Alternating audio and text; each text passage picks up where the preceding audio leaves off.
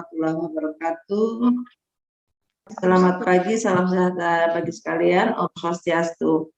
Baik Bapak Ibu, puji dan syukur kita panjatkan kehadirat Allah SWT atas perkenannya kita dapat bertemu di tempat ini, di dalam sini, untuk mengikuti lanjutan dari materi kita masih di agenda 1, yaitu sikap perilaku bela negara. Di sini saya ditemani sama Ibu Dita dari BKPSDM Donggala. Jadi kita nanti dibagi menjadi 2 ini kalau jadi ya, jadi 2 seksi atau kan 2 sesi. Kalau Bapak Ibu tidak ada yang kayaknya tidak ada yang Jumatan ya? Tidak ya kan Pak Gusti dan Pak Ketut? Tidak ada. Kalau tidak berarti kita lanjut saja sampai jam 12.15. Baik ya. Baik Ibu. Ya, oke. Ya, jadi kita lanjut. Oke. Oke. Disetujui oleh evaluator ya. Baik, berarti nanti kita lanjut langsung sampai jam 12.15. Baik, Bapak Ibu, jadi sebelum kita melanjutkan saya ingin menyapa Bapak Ibu dulu. Saya ingin mengetahui kabar Bapak Ibu dan bagaimana kesiapan perangkat gitu ya, dari Bapak Ibu, apakah ada gambar, ada suara, atau ada suara, tidak ada gambar. Ya, ini saya agak kurang sehat, ini ada flu keras dan batuk ini, jadi suaranya gitu ya, manggung terus gitu ya, jadi artis begini nih terlalu banyak manggung, suaranya habis nih. Suaranya habis. Oke, baik Bapak Ibu, pertama saya ingin menyapa Ibu Esther Farida Simanjuntak. Bagaimana kabarnya? Assalamualaikum warahmatullahi wabarakatuh. Selamat pagi Ibu. Pagi. Kabarnya baik Ibu.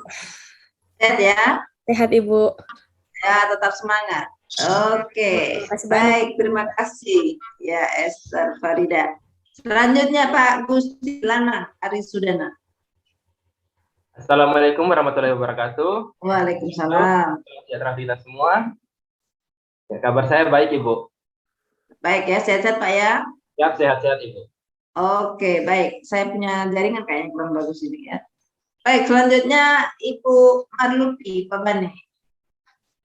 Assalamualaikum warahmatullahi wabarakatuh. Waalaikumsalam.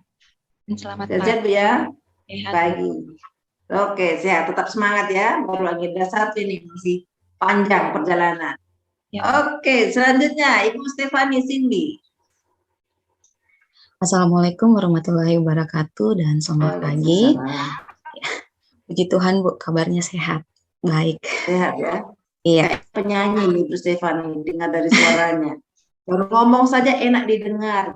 Ya, kalau saya kan Puji Tuhan Bu. Iya, ternyata penyanyi nih Bu Stefani ini ya. Oke, yang penting sehat-sehat. Selanjutnya ya. Pak Ketut Agus Rudi Artawan. Assalamualaikum warahmatullahi wabarakatuh. Selamat pagi. Waalaikumsalam. Kabar baik Ibu dan sehat. Suaranya kecil sekali ya? Atau karena saya yang tua gitu ya? Tapi saya dengar kecil. Ada gangguan. Ada gangguan ya? Ibu Febriana mungkin ditutup dulu Bu. Ibu punya ada suara kresek. Ya, oke. Sehat-sehat Pak Ketut ya? Sehat Ibu. Iya, oke, baik, terima kasih. Selanjutnya, Ibu Vera Veronica. Assalamualaikum warahmatullahi wabarakatuh dan selamat pagi. Waalaikumsalam. Pagi. Alhamdulillah kabar baik Bu dan sehat Bu. Sehat ya? Iya Bu. Oke, baik. Terima kasih Ibu Vera Veronica. Selanjutnya Ibu Wiwi Fitriani Rustan. Assalamualaikum warahmatullahi wabarakatuh. Alhamdulillah Bu, hari ini kabarnya baik, cuma perangkatnya yang bermasalah, makanya laptopnya tiba-tiba hang Bu. Untuk sementara saya zoom di HP. Ya, tapi bisa dibuka enggak laptopnya? Bisa zoom enggak? Baru dicoba Bu, hang tadi, makanya enggak bisa background dulu. Karena enggak dari HP enggak bisa share screen kayaknya ya. Iya. Enggak bisa. Iya, padahal Ibu harus share screen kan untuk tugas-tugasnya. Iya, sementara ini Bu. Ya. Oke, ya. Ya, sambil diusahakan Bu ya, sambil diusahakan. Iya, Bu Wiwi. usahakan. Ya, sambil diusahakan. Iya. Oke, sehat-sehat Bu ya. Sehat ya. Iya. Alhamdulillah. Oke, baik, terima kasih. Selanjutnya Ibu Febriana. Assalamualaikum warahmatullahi wabarakatuh. Selamat pagi. Waalaikumsalam. Ya. Alhamdulillah. Ibu, mohon maaf Bu, mau dibilang sehat juga tidak. Ini soalnya mau batuk juga Bu. Ya. Oke, yang penting masih bisa Iya. mengikuti ya. Iya Bu, Ibu, siap Ibu Bu, di siap. belakangnya Ibu ada suara apa Ibu? Tidak ada Bu. Ibu tidak ada apa-apa Bu. Yang lain dengar nggak suara berisik di belakangnya Ibu Febriana? Dengar Bu. Dengar Bu. Tapi bukan saya, jangan sampai saya Apa halu headset gitu. ya? Mungkin headset yang bermasalah, Kak. Oh, Ya, mungkin. headset. Ya. Oh, Coba.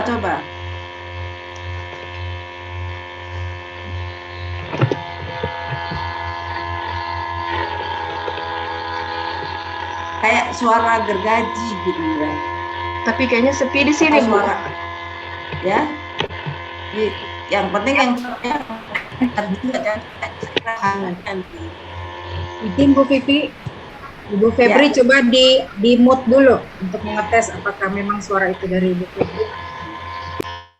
Nah, berarti memang dari Bu Febri suaranya. Di unmute kembali. Iya, Bu. betul. Ya, dari tadi begitu di mute dia langsung diam. Yang penting bukan cuma saya sendiri yang dengar, berarti saya tidak menghayal yang Unmute tidak-tidak. dulu, gitu Bu. ya. Di unmute kembali, Bu. Takutnya kan nanti saya menghayal gitu ya, tidak. Oke, baik Bapak Ibu, kita kemarin ya pertemuan pertama kita sudah membahas bagaimana pemahaman, seberapa jauh pemahaman Bapak Ibu terkait dengan materi-materi yang ada di agenda 1. Ada 3 modul di situ, yaitu wawasan kebangsaan, kemudian analisis isu kontemporer, dan kesiapsiagaan bela negara. Nah, jadi bagaimana kemudian saya meminta Bapak Ibu ada tugas individunya, yaitu membuat ringkasan dari modul gitu ya, karena saya merasa menganggap Bapak Ibu masih kurang dalam nih dalam hal pemahamannya tentang ketiga modul gitu ya, supaya bukan kurang paham, tapi maksudnya lebih dipahamkan lagi, terutama di analisis isu kontemporer. Karena analisis isu kontemporer ini yang akan Bapak Ibu bawa nanti sampai ke agenda keempat. Itu akan terus nanti lama-lama terasah gitu ya, dari sini kita latihannya, kemudian nanti akan dipraktekkan untuk agenda 2, 3, dan 4. Itu akan berlaku terus. Makanya mudah-mudahan Bapak Ibu dengan membaca modul lagi analisis isu kontemporer, Bapak Ibu semakin paham bagaimana menggunakan alat-alat analisis. Kemudian jangan lupa sebagai Smart ASN, Bapak Ibu juga bisa mengulik ya, browsing gitu ya, di internet bagaimana menggunakan alat-alat analisis tersebut seperti Fishbone ya, Console Map, pohon masalah dan sebagainya, atau bagaimana itu APKL dan USG digunakan gitu ya. Jadi ini Smart ASN betul-betul Bapak Ibu diharapkan mandiri gitu ya dalam mencari untuk memahamkan diri gitu ya. Jadi itu yang tantangan-tantangan yang diberikan dalam pembelajaran latsar ini, bagaimana seorang Smart ASN itu bisa mandiri dalam belajar gitu ya. Jadi karena sekarang banyak sekali alat bantu untuk belajar ya, bukan hanya nanti dari guru gitu, tapi banyak sekali guru sekarang, terutama Om Google ya, Tante Google itu pintar sekali gitu, apa yang tidak tahu dia tahu semua. Yang penting bagaimana kita bisa menyaring mana yang betul, mana yang tidak, informasi-informasi itu. Tapi kalau terkait dengan analisis isu, yaitu alat-alat analisis, itu ada banyak sekali dan Bapak Ibu bisa menggunakan yang mana, dipilih nanti ya. Kayaknya saya lebih paham yang pakai yang ini gitu ya. Jadi itu nanti tidak harus sama dengan apa yang ada di dalam modul, tapi yang penting penggunaannya adalah sama gitu ya. Jadi diharapkan itu. Jadi Bapak Ibu betul-betul di sini Smart ASN, belajarnya belajar mandiri. Kemudian nanti ada pelurusan-pelurusan ketika ini harusnya begini gitu ya. Saya pemahamannya agak kurang tepat, nanti diluruskan gitu.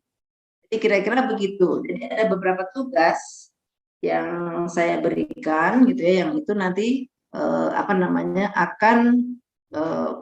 harap gitu ya, dengan tugas-tugas itu mempertajam, memperkuat lagi bagaimana pemahaman itu tentang analisis isu.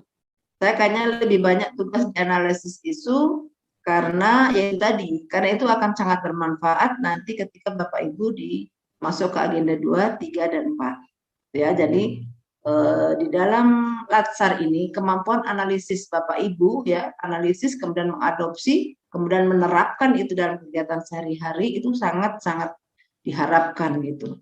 Jadi bukan hanya pemahaman sekedar tahu, tapi bagaimana kita paham, tahu, kemudian bisa mereplikasi atau mendemokan tentang pemahaman itu gitu. Jadi yang jelas yang ingin diharapkan adalah bagaimana mengaktualisasikan itu. Jadi semacam analisis isu, bagaimana saya bisa menggunakan itu ya untuk dalam pekerjaan saya. Jadi kira-kira begitu. Jadi memang betul-betul dituntut smart ASN.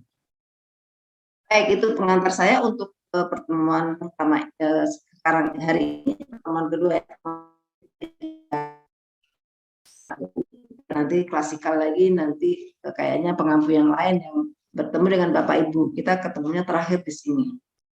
Baik, silakan disiapkan untuk tugas kelompok dulu ya, tugas kelompok dulu. Nanti setelah itu baru tugas individu. Tugas kelompok kalau tidak salah ada dua ya.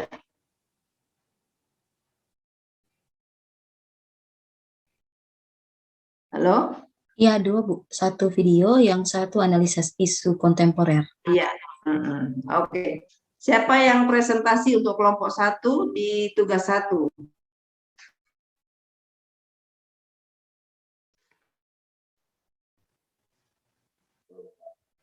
Kelompok 1 siapa yang presentasi?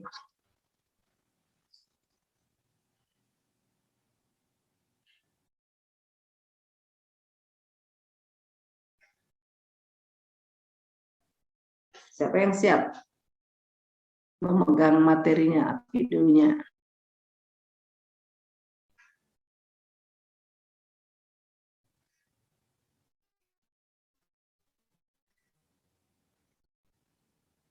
Tugas 1, kelompok 1 siapa?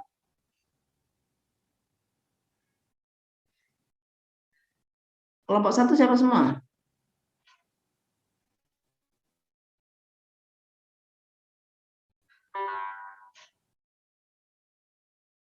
Ibu Emi masih belum ada, Febriana ini nanti bisa diberi catatan kenapa belum ada ini.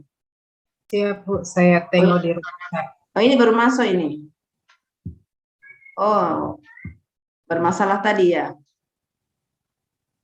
Bagaimana Ibu? Coba dites.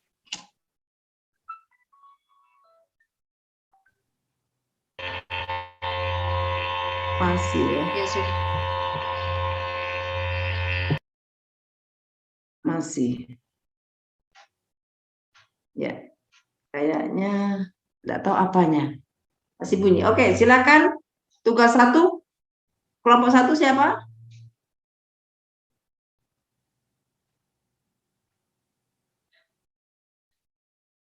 Satu, 2, 3, 4, 5, 6, 7, 8. Tadi yang pakai HP siapa? Wiwi ya? Iya, Bu. Yang kok tidak ada suara ya? Kelompok 1 siapa sih? Kelompok 1? Kelompok 1 siapa semua?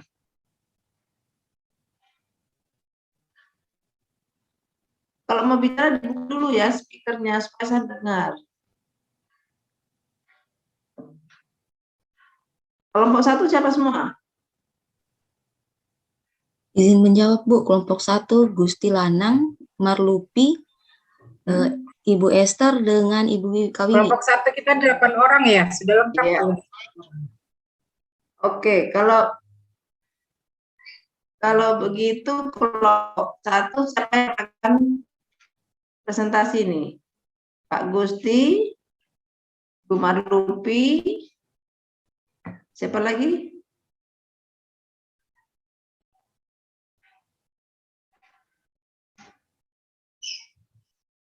Aduh, LMS kalau begitu ya. Tidak ada yang nyaut. Kelompok 1 Ibu Lanang Aris, izin Ibu. Kelompok 1 Ibu Lanang Arisana, Wiwin Fitrianti Rustan, Esther Faridas, Juntak sama Marluki Pabani. Iya. Kemudian siapa yang mau presentasi ini, mau melaporkan hasil tugasnya? Tugas. Untuk yang pertama yang video sama kelompok. Satu dulu. Satu. Untuk yang video Ibu, siap. Iya. Pak Gusti. Iya. File videonya ada sama saya Ibu. Ya. Siapa yang mau ini? Ini nilai prakarsa ya. Siapa yang mau? Kalau diam-diam saja nanti kamu kasih 0 semua nanti prakarsa kamu ini ya. Cuma diam-diam, jadi aku aktifnya yang dekatan gitu. Ditanya saja kamu siapa kelompok, diam saja semua. Boleh ya, satu minta izin siapa menyampaikan. Siap Ibu, saya. Ya, jadi tugas 1, kelompok 1 Pak Gusti. Kelompok 2 siapa? Siap, Bu. Saya, Bu. Oke, Vera.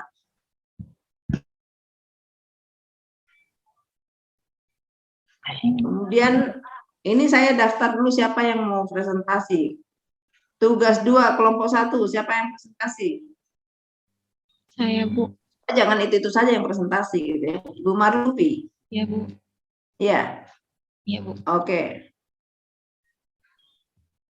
Kelompok 2, siapa yang presentasi?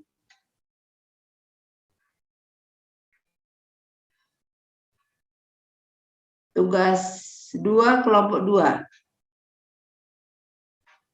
Ini Bibi Fitriani enggak ada ini ya, mukanya. Izin menjawab Bu, untuk kelompok 2 saya Bu. Siapa Pak Ketut? Iya Bu. Ya, oke. Baik, silakan kelompok 1 Pak Gusti Lana untuk memaparkan tugas satunya. Silakan.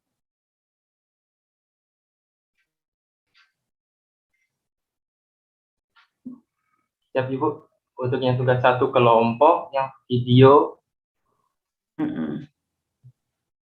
Ini diputar di sini Ibu? Bukan, nanti di lapangan. Nggak, cara izin Bu, maksudnya cara memutarnya saya kurang tahu langsung screen recordnya Ibu.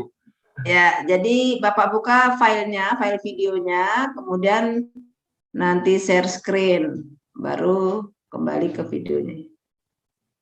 Video. Aduh, ini kan smart ASN ya. Dan Bapak Ibu sudah belajar nih. Saya saja orang tua belajarnya cuma itu yang ditahu ya, cuma itu yang ditahu. Share screen. Baru belajar yang share screen Ibu.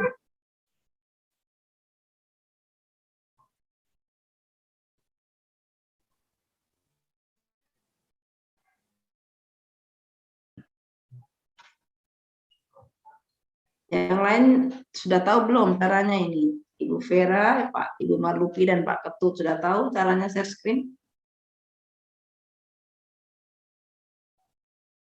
Ibu Vera? Siap, Bu. Sudah, Bu. Tapi Ya, video kelompok saya, Bu, ada filenya sama Pak Ketut Agus, Bu. Nanti saya mohon Pak Ketut Agus untuk di-share screen videonya. Nanti saya yang menjelaskan. Pak Ketut sudah tahu belum cara share screen? Yang lain sudah tahu share screen? Yang lain sudah tahu caranya share screen? Siap, tahu Ibu. Siap, sudah tahu Bu. Ya. Kalau sudah tahu, silakan. Pak Gusti sudah? Siap, belum ketemu. Ada share screen, Pak? Share screen ada ya? Ada Pak, ada akses untuk share screen. Masing-masing dilihat, ada nggak akses untuk share screen? Ada? Ada Bu. Ada Bu. Menjawab ada. Ada ya, jadi Ada Bu, cuma lalu. Ada, Bu. Heng. Sebentar ya, sudah bisa ketemu Ibu. Ya, oke. Keluar lagi. Share screen. Tidak ada suaranya, Pak? Chat baru mau dimulai, Ibu.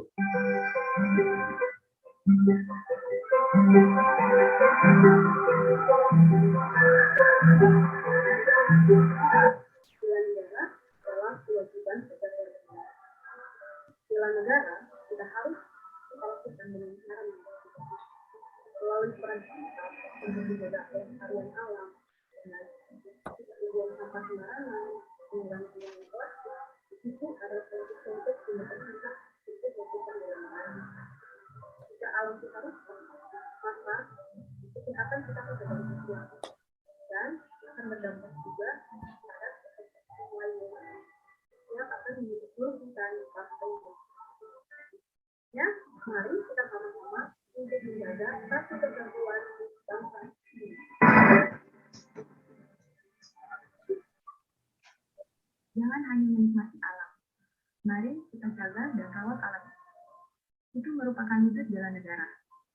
Mari terus menyuarakan untuk tidak membuang sampah sembarangan, mengurangi penggunaan limbah plastik, tidak menebang pohon secara liar, dan membakar hutan. Karena kalau bukan kita yang menjaga alam ini, maka siapa lagi?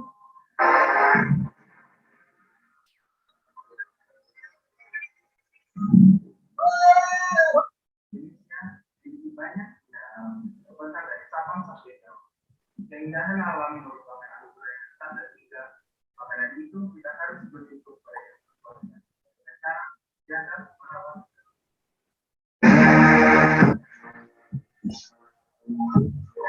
Sangat mungkin untuk kita hari demi hari memberi keindahan yang tak terbatas. Menjaga alam adalah kewajiban yang begitu kita siap berkontribusi untuk negara. Jadi kita mulai bela negara dari diri kita, dari hal kecil, dan dimulai saat ini. Ini versi aku, versi kamu.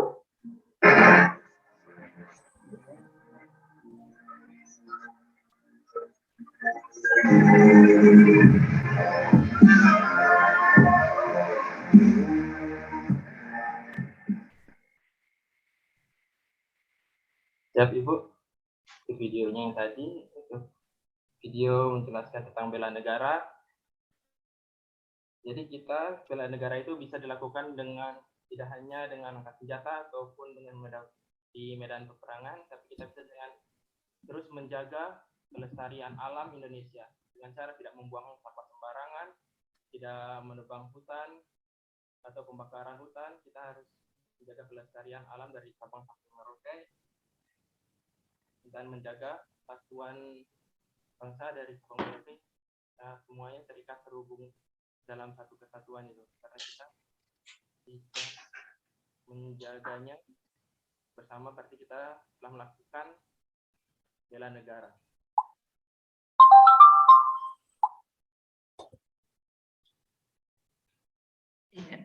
Oke, silakan stop share dulu Pak Gusti. Ya.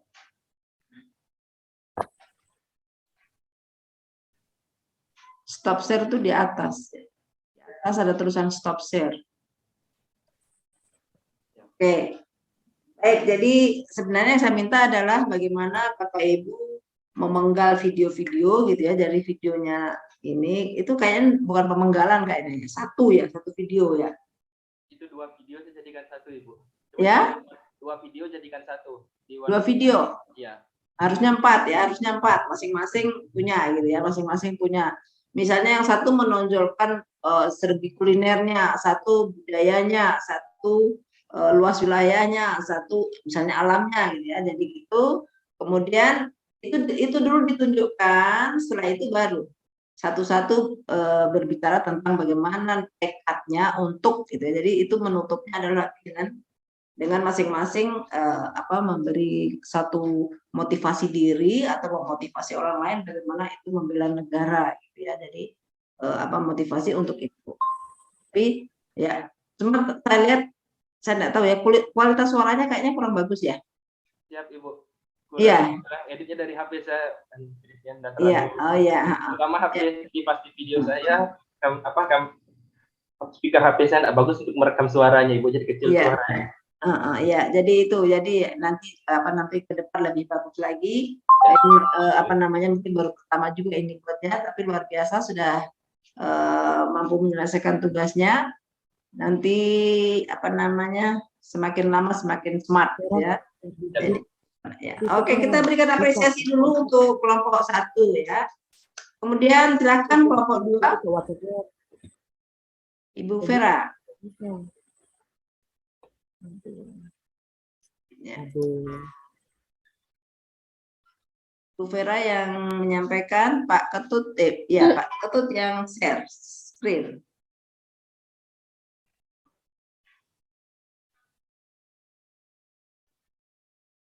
Mohon maaf Ibu. Ini jaringannya lagi sekali Ibu. Ya. Yang punya, oke. Yang menyimpan hanya Pak Ketut, kelompok lain tidak? Ya, teman yang lain tidak? Di grup Ibu. Oke, silakan Ibu Vera ambil di grup. Ya, mohon maaf Bu, sepertinya membutuhkan waktu sedikit Bu.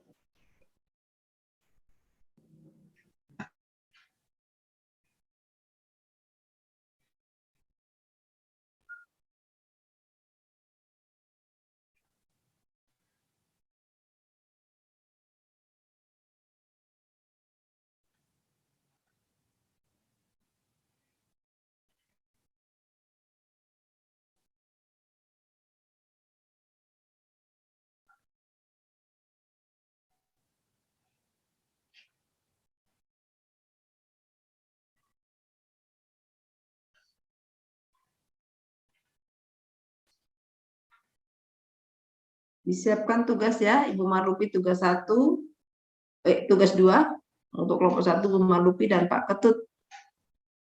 Kalau memang bermasalah, silakan Pak Ketut di over ke teman yang lain.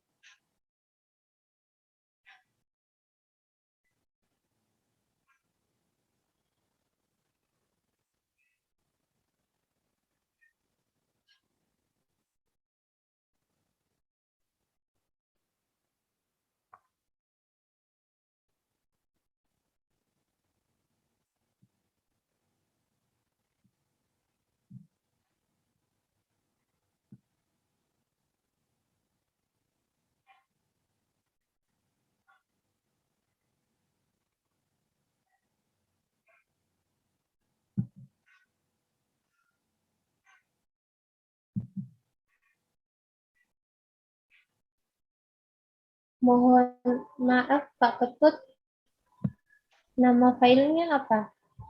Nama file video, saya sudah buka folder video WhatsApp.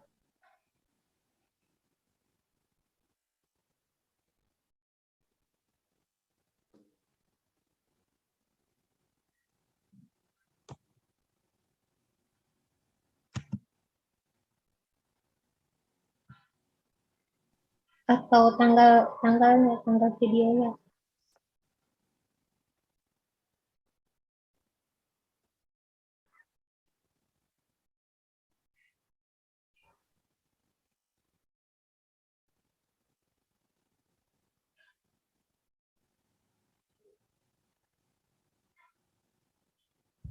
Udah jadi mana?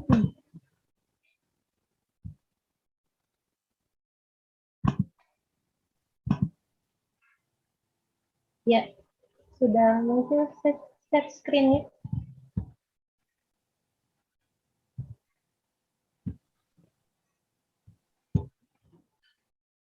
Keluar dia dari yang aplikasi WA.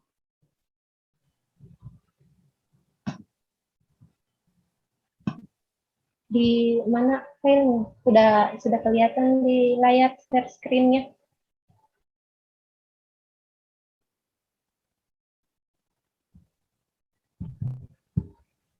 Video.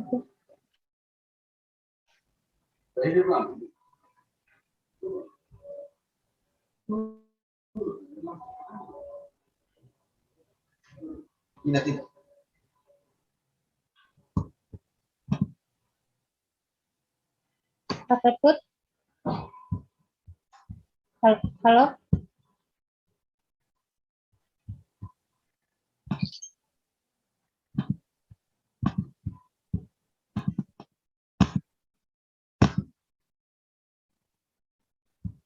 Nah, boleh dibuka kayaknya yang terbaru karena dulu saya Yang sudah tanggal berapa ini?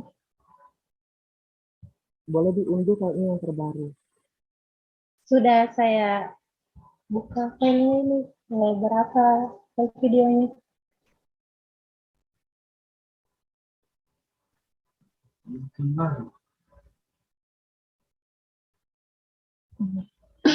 Berapa? 20.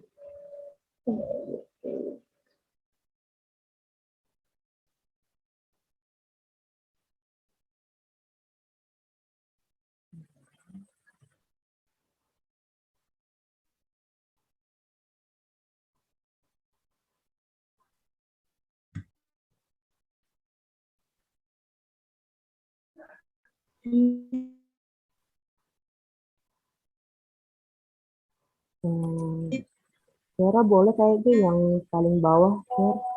Yang paling bawah yang ini? Iya, kayaknya itu. Oh iya, tuh, sebentar saya.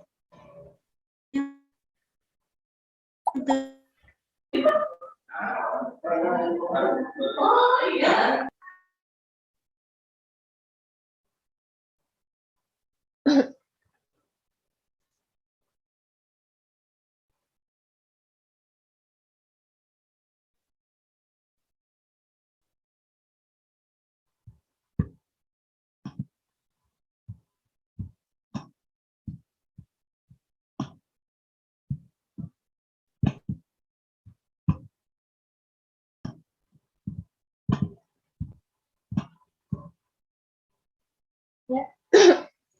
Assalamualaikum warahmatullahi wabarakatuh. Belum terputar, Ibu. Iya, saya jelaskan dulu, Bu. Oke. Ya,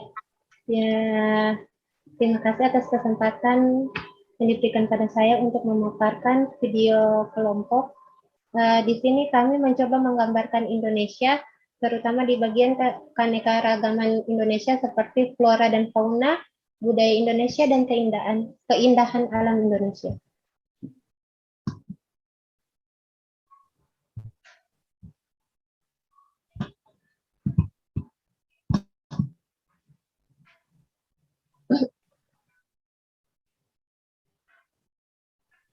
Ya, di sini videonya mana?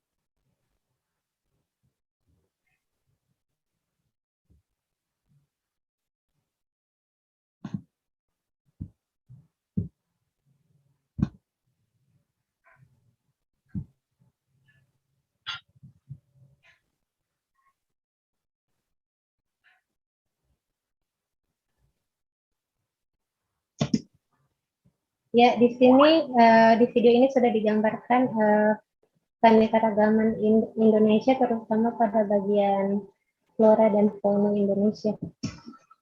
Ya, videonya mana? Maaf Bu, belum terlihat di screen. Share screen Bu.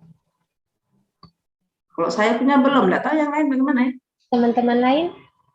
Belum. Belum ada tampil videonya Bu Vera. Belum. Ya, sebentar. Ya.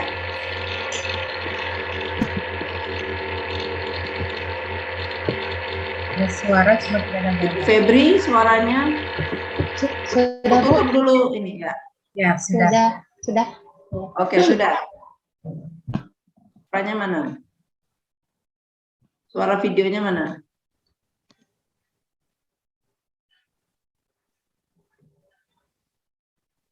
Tidak ada suaranya, Ibu? Memang?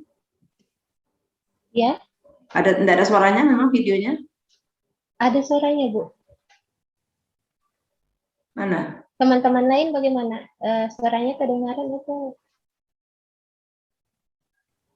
Ibu, waktu share video ada audio enggak dimasuk? Audio. Dicentang enggak?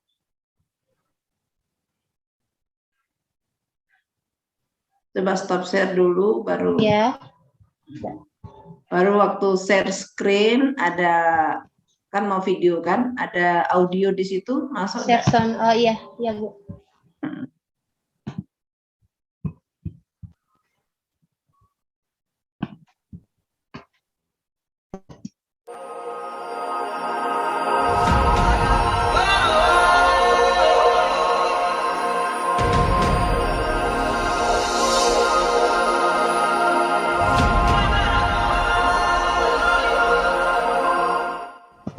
Di sini kami coba memperlihatkan keanekaragaman Indonesia melalui flora dan fauna Indonesia. Perbedaan bukanlah menjadi halangan untuk kita bisa bersatu dan melakukan hal yang mengesankan.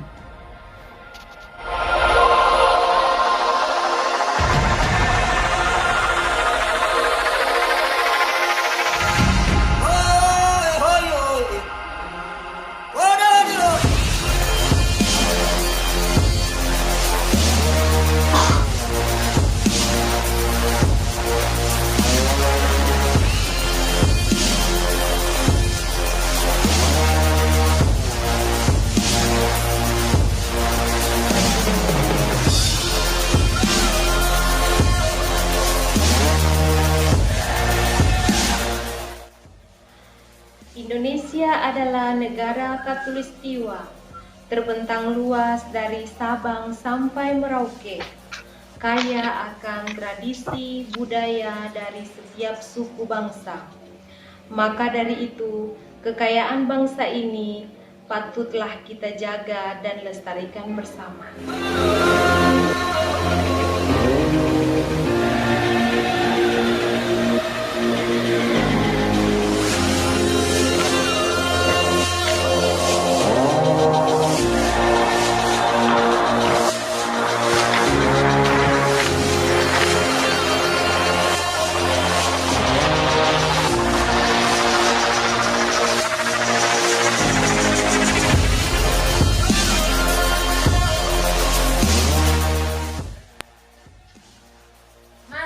Membela dan menjaga persatuan dan kesatuan bangsa, bertebar rasa cinta tanah air, dan berbuat yang terbaik bagi bangsa dan negara sesuai tugas dan profesi masing-masing.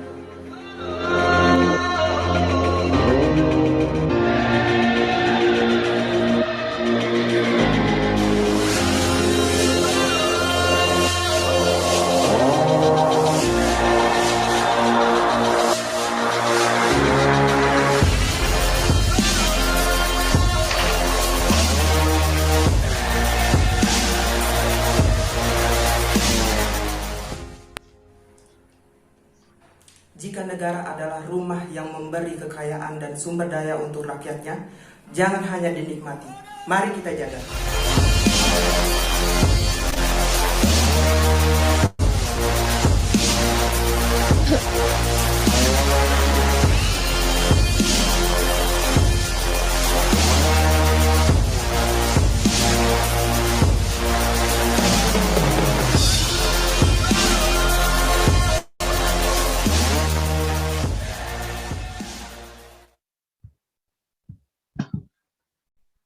Iya, baik. Terima kasih kelompok 2 ya, Ibu Veronica dan kawan-kawan. Ya, jadi alhamdulillah tadi suaranya lumayan ya, lumayan bagus, lumayan terang gitu. Jadi kayaknya sama nih modelnya nih.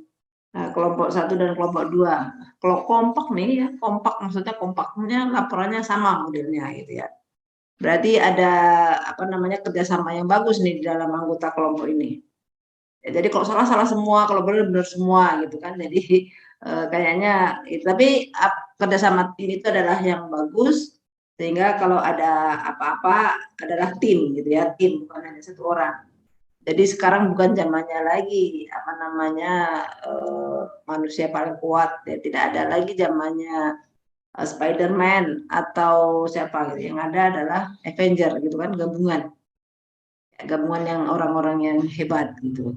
Ya kan begitu, tidak ada lagi Batman, tidak ada lagi Superman, tidak ada lagi Spider-Man gitu ya.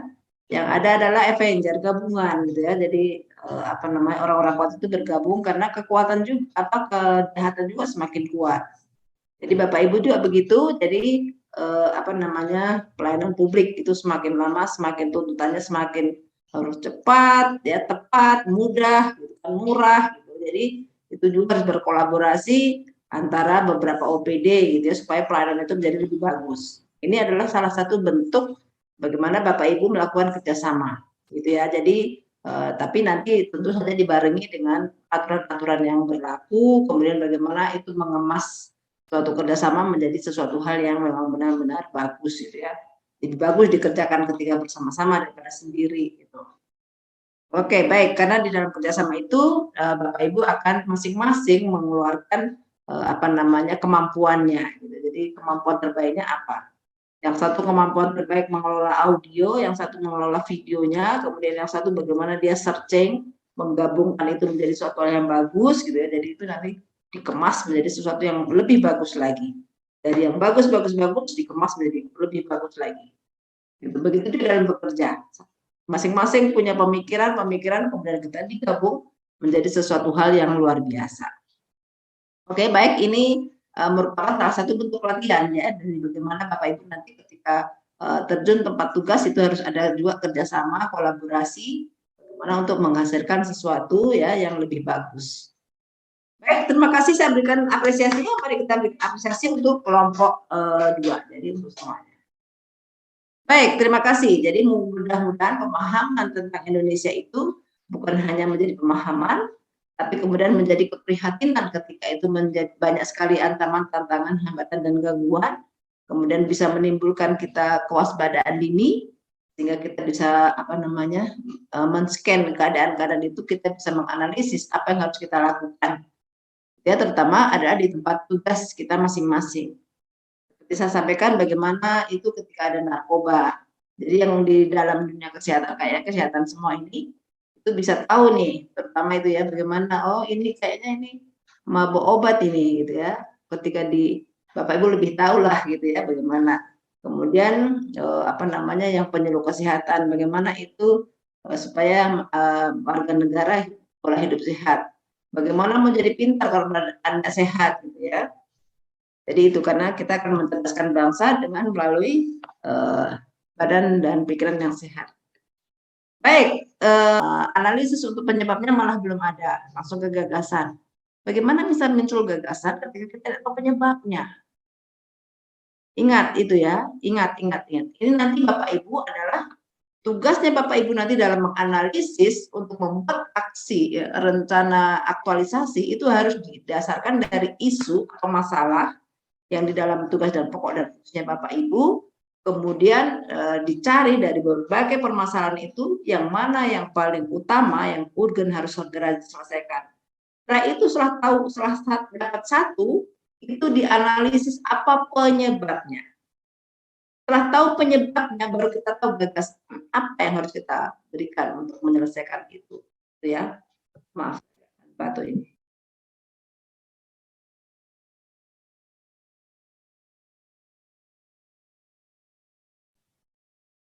Jadi itu ya, jadi ingat, identifikasi masalah, validasi isu.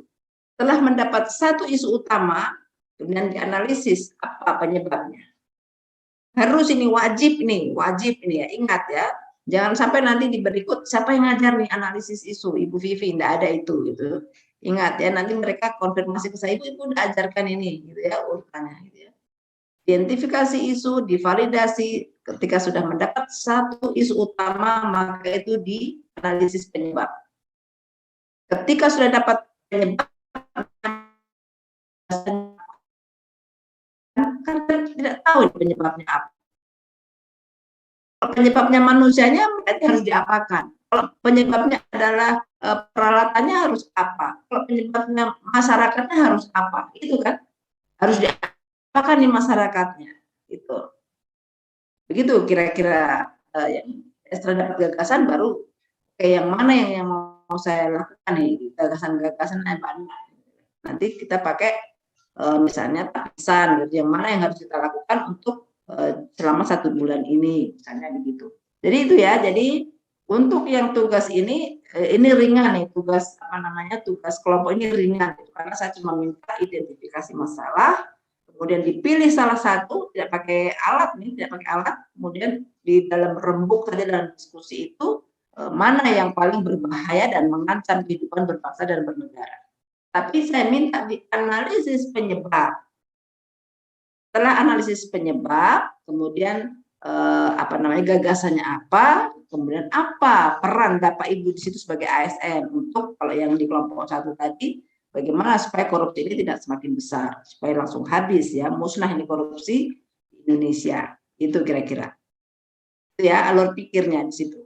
Oke, diingat-ingat, kalau gampang lupa dicatat gitu ya. Kalau anak saya pasti direkam dan dicatat. Anak saya hobi sekali ketika diskusi direkam dan buat catatan. Karena dia bilang kita ini suka lupa. Oke, baik, terima kasih kelompok 1. Selanjutnya kelompok 2, Pak Ketut, silakan.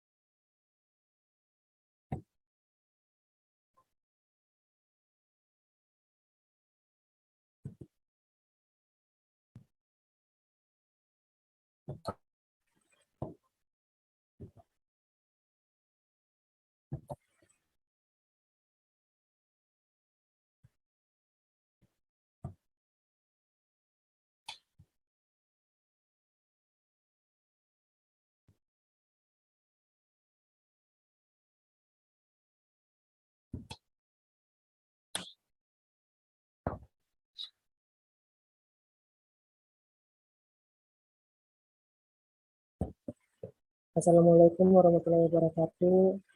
Waalaikumsalam. Untuk kita semua, terima kasih kesempatannya Ibu. Di sini saya mewakili kelompok 2 ingin memaparkan tugas kelompok kami masalah isu komplementer secara global atau di Indonesia. Mohon izin sebelumnya Ibu karena ini laptop saya sedang lalap Ibu. Tunggu.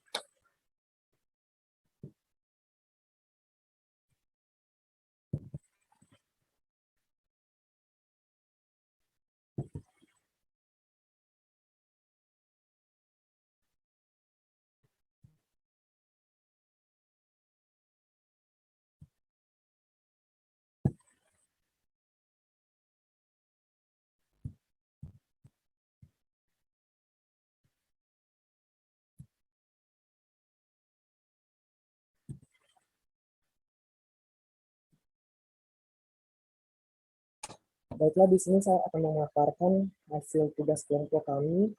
Kami mengangkat isu-isu global, ada 3 isu global yang sedang marak terjadi di Indonesia, yaitu yang pertama kasus pencucian uang investasi online atau binomo. Terus yang kedua penggunaan dan pengedaran narkoba yang melibatkan public figure di Indonesia. Dan ketiga pelonjakan harga minyak goreng di Indonesia. Saya jelaskan sedikit masalah money laundering. Money laundering itu sendiri adalah upaya menyamarkan, menyembunyikan, menghilangkan atau hapus jejak asal-usul uang yang diperoleh dari hasil tindak pidana. Nah, identifikasi dan deskripsi isu kasus pencucian uang melalui investasi online atau binomo.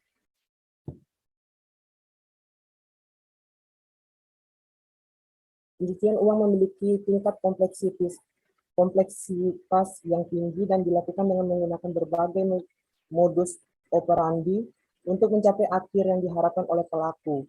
Modus operandi, identifikasi, dan deskripsi isu ini sangat beragam, mulai dari menyimpan uang di bank, membeli rumah, atau bermain saham, hingga semakin kompleks menggunakan teknologi dan rekayasa keuangan yang cukup rumit.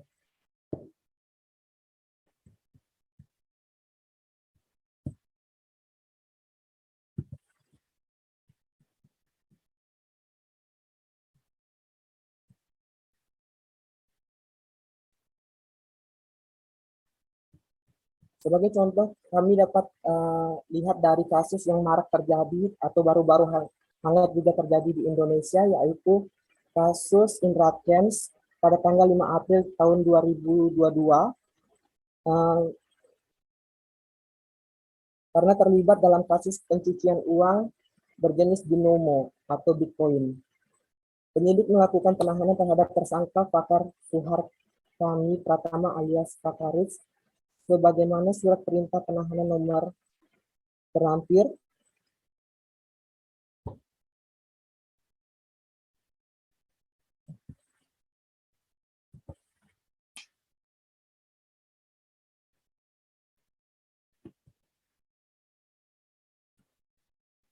Adapun kami menganalisis penyebab kenapa maraknya terjadi kasus pencucian uang investasi online atau binomo. Yang pertama, gaya hidup yang tidak sesuai dengan pendapatan. Yang kedua, iming-iming keuntungan yang didapat secara instan. Apalagi kita di era pandemi seperti ini, banyak sekali lapangan kerja yang kurang, banyak juga pegawai-pegawai yang di PHK atau diberhentikan. Mungkin itu yang membuat juga beberapa mindset orang tergiur untuk berinvestasi secara online atau binomo. Dan ketidaktahuan masyarakat tentang jenis transaksi ini namun tergiur dengan contoh orang yang telah memiliki image sudah mendapatkan keberhasilan terlebih dahulu.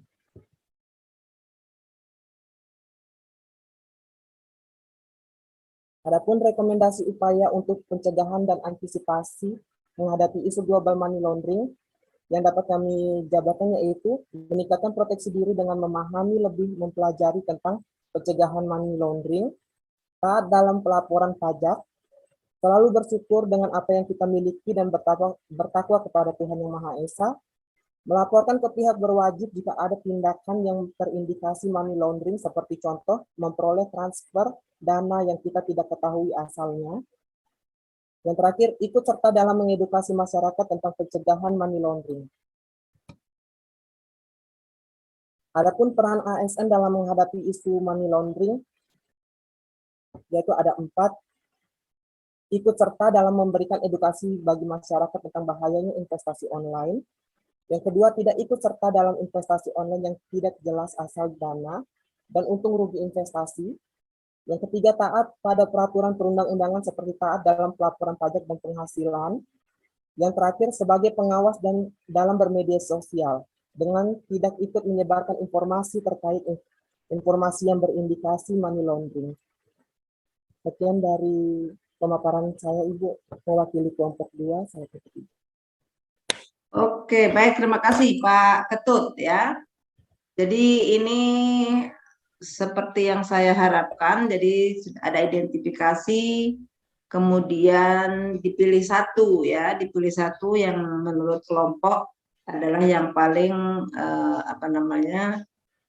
mengganggu ya atau mengancam keberadaan kehidupan berbangsa dan bernegara gitu ya. Jadi ini terserah saja kelompoknya, menurut kelompok itu memang money laundering ini ya bukan narkoba gitu, tapi money laundering gitu misalnya. Tapi kalau misalnya kalau pas sama begitu untuk kelompok lain narkoba tidak apa-apa. Jadi bukan itunya, tapi bagaimana alur pikir gitu ya, bahwa ketika ada penyebab itulah nanti yang dikeluarkan bagaimana solusi gagasan yang akan diberikan gitu. Kalau gaya hidup ya janganlah kita sederhana saja. Kita ini mati nggak bawa apa-apa gitu kan. Apa yang dibawa? Orang kaya raya juga mati tetap begitu juga gitu ya. Kalau orang Islam ya cuma dengan kain kafan berapa meter, kalau orang Nasrani juga cuma dengan semahal-mahalnya peti gitu ya, berapa juta ya, berapa ratusan juta gitu. Cuma itu juga yang dibawa gitu ya, nanti itu akan tidak akan membantu ya kehidupan di sana. Jadi kira-kira itu ya yang kalau money laundering tadi. Oke, gaya hidup kita selalu harus bersyukur gitu. Apa yang kita terima dari Allah SWT, Tuhan Yang Maha Esa, bahwa itu adalah yang terbaik untuk kita. Kita merasa cukup saja gitu ya. Cukup. Dan kita syukuri semua yang ada. Kita harus selalu berterima kasih kepada Tuhan atas rezeki ya yang diberikan kepada kita. Kita bersyukur diberi kesehatan dan sebagainya. Jadi kita apalagi pegawai negeri sipil gitu ya, gajinya kecil gitu. Kalau tidak terlalu bersyukur, akhirnya cuma sakit, akhirnya stres, kan begitu ya. Sudah tahu gajinya kecil, maunya yang besar gitu. Jadi keinginannya yang besar gitu. Sebenarnya kebutuhannya ya biasa saja. Kebutuhannya kalau makan juga 1 sendok ya, 1 kali suap. Meskipun ada yang 50 sendok, ada yang cuma 30 sendok gitu kan. Tapi kan tetap juga 1 suap, nggak langsung 1 ini ya. Jadi bagaimana kita mensyukuri itu supaya kita tidak terperosok dengan hal-hal yang instan. Ingin kaya secara instan gitu kan, gitu ya. Wah, Indra Kents gitu ya, dengan sombongnya gitu ya, menantang Tuhan gitu kan. Jadi wah, dia bilang Tuhan saja bingung katanya mau apa, menganukan dia gitu, karena habis dia sombong, kemudian dia berbagi lagi katanya begitu. Jadi Tuhan bingung. Mana ada Tuhan bingung, dia yang bingung ya, masa Tuhan bingung, gila aja kali dia itu. Makanya sudah pantas kalau masuk ke sana itu.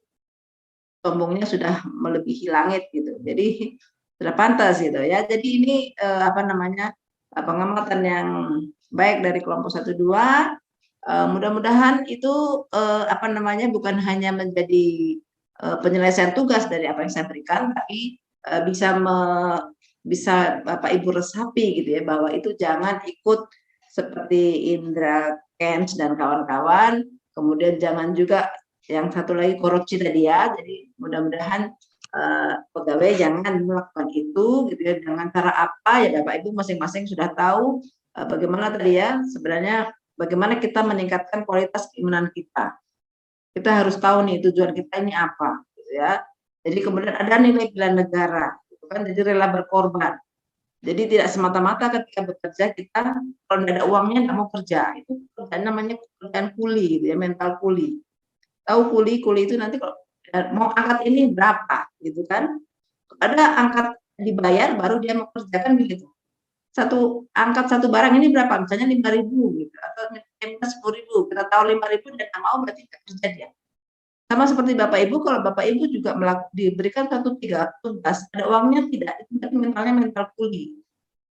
Tidak boleh lagi ada di Indonesia ini yang begitu ya. Kita sudah bangsa merdeka, kita tidak terjajah gitu ya. Jadi mari kita bekerja karena memang itu tugas kita, tugas fungsi kita ada 3 ya, sebagai pelayan publik, pelaksana kebijakan publik, dan perekat pemersatu bangsa. Pelaksana kebijakan publik berarti Bapak Ibu apa namanya, melaksanakan semua yang menjadi kebijakan-kebijakan pemerintah.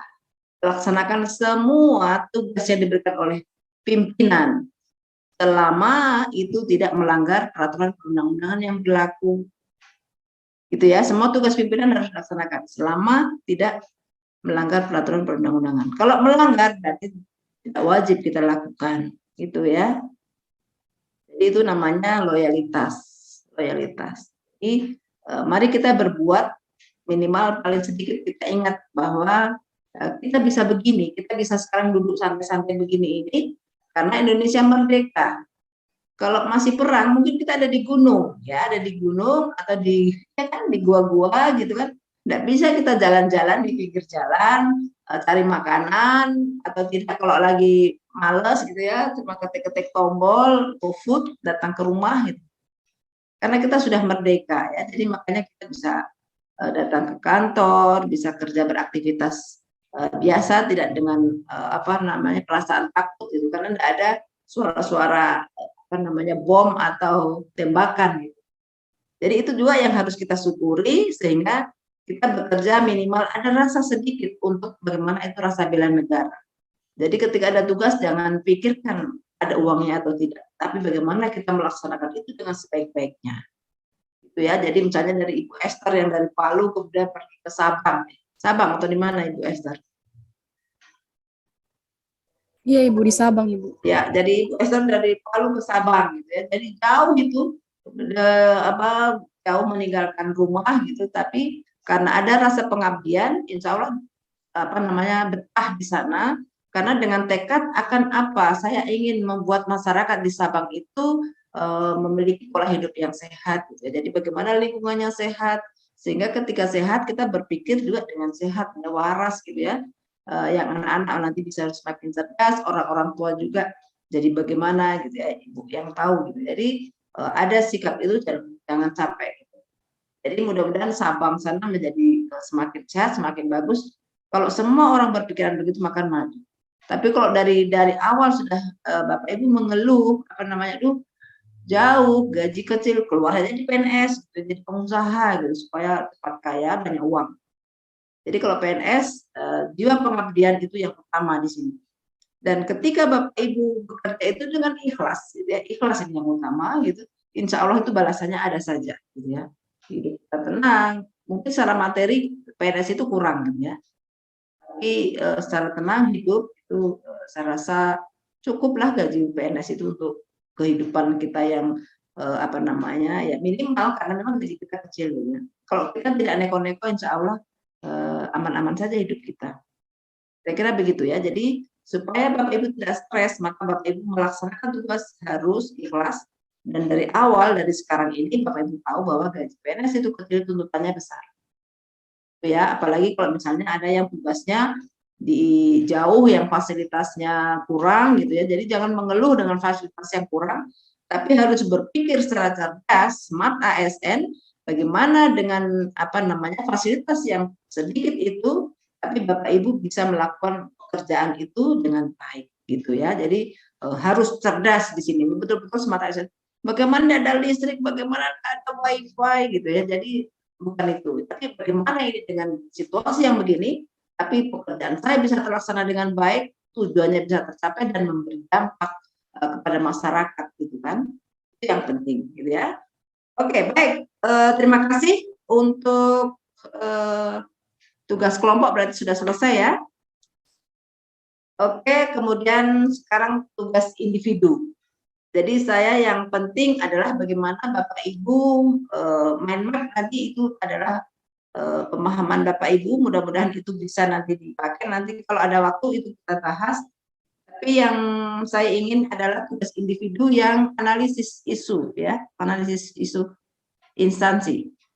Kayaknya bisa satu orang nih. Siapa duluan? Ayo belum raise hand.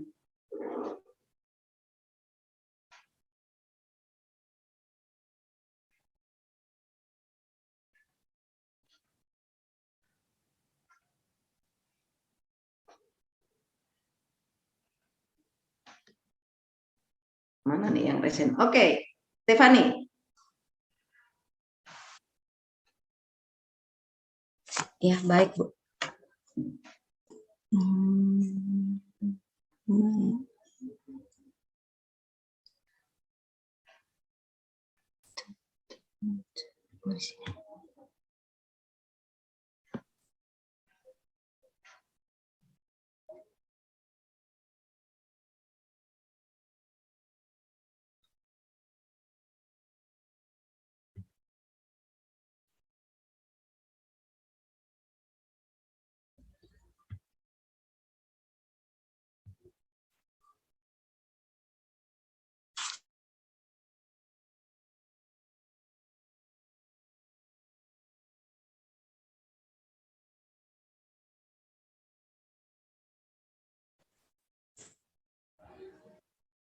Maaf, Bu, keluar.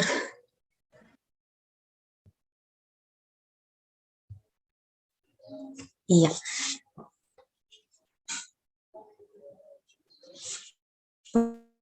Di layar masing-masing. Sama saya belum kelihatan. Oh, masih sementara loading. Masih proses.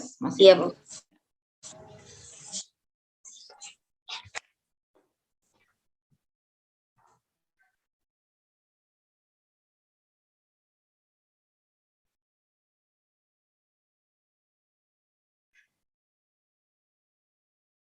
Sama loadingnya ya.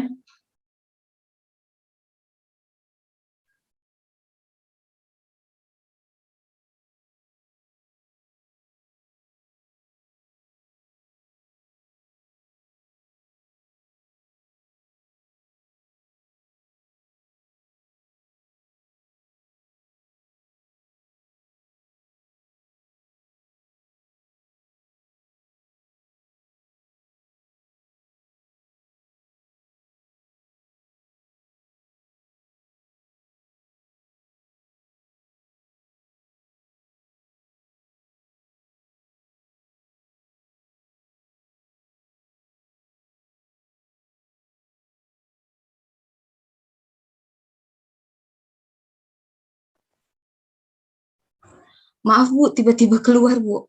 Iya, kenapa tidak bisa ya? Iya, tiba-tiba dia langsung keluar, sudah 2 kali saya coba Bu. Tunggu saya coba lagi sekali. Tidak mau muncul.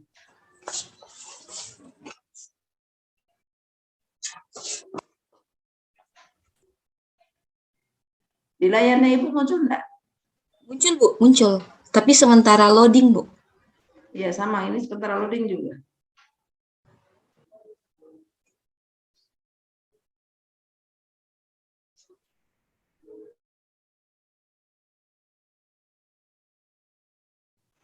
Bisa ya? Nanti lagi. Oke, sekarang Pak Ketut dulu. Bisa tidak?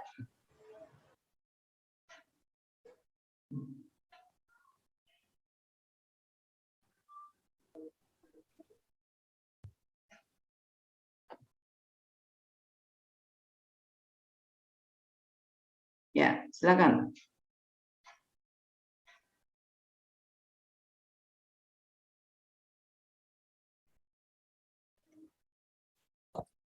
Baiklah, terima kasih atas kesempatannya Ibu. Di sini saya akan memaparkan tugas individu analisis isu instansi di UPTD Puskesmas Lalundu.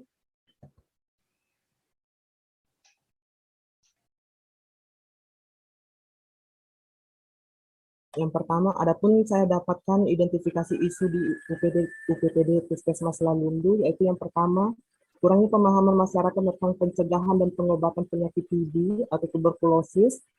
Di sini saya dapat jelaskan. Dari sini Pak ya, dari sini ya. Dari sana dijelaskan.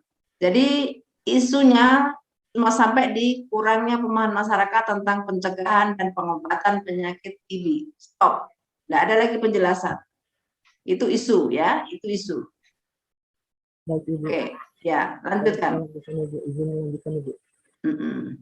Yang kedua, yaitu belum optimalnya penggunaan sistem triase oleh tenaga kesehatan di instalasi gawat darurat. Dan yang ketiga, kurang optimalnya pelaksanaan tindakan keperawatan sesuai standar operasional prosedur atau SOP. Adapun metode yang dapat saya gunakan untuk menganalisis isu yaitu USG atau Urgency, Seriousness, dan Grow. Oke, langsung masuk ke tabelnya. Ya. Di sini tabel penilaian masalah yang urgensi, yaitu yang pertama kurangnya pemahaman masyarakat tentang pencegahan dan pengobatan penyakit TB. Itu saya dapatkan jumlah skor 15 dengan ranking 1. Yang kedua, belum optimalnya penggunaan sistem triase oleh tenaga kesehatan di instalasi gawat darurat. Itu skor jumlahnya 12 dengan ranking 2. Dan yang ketiga, kurang optimalnya pelaksanaan tindakan keperawatan sesuai SOP. Itu saya dapatkan jumlah skor 10 dengan ranking 3. Adapun saya menganalisis penyebab isu tersebut menggunakan fishbone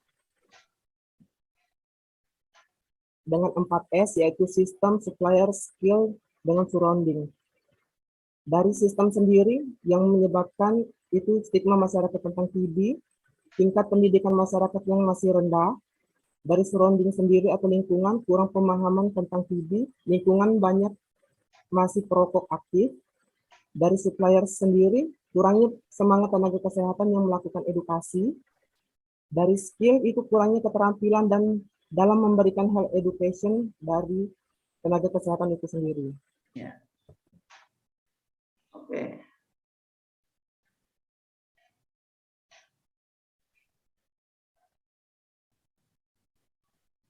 Adapun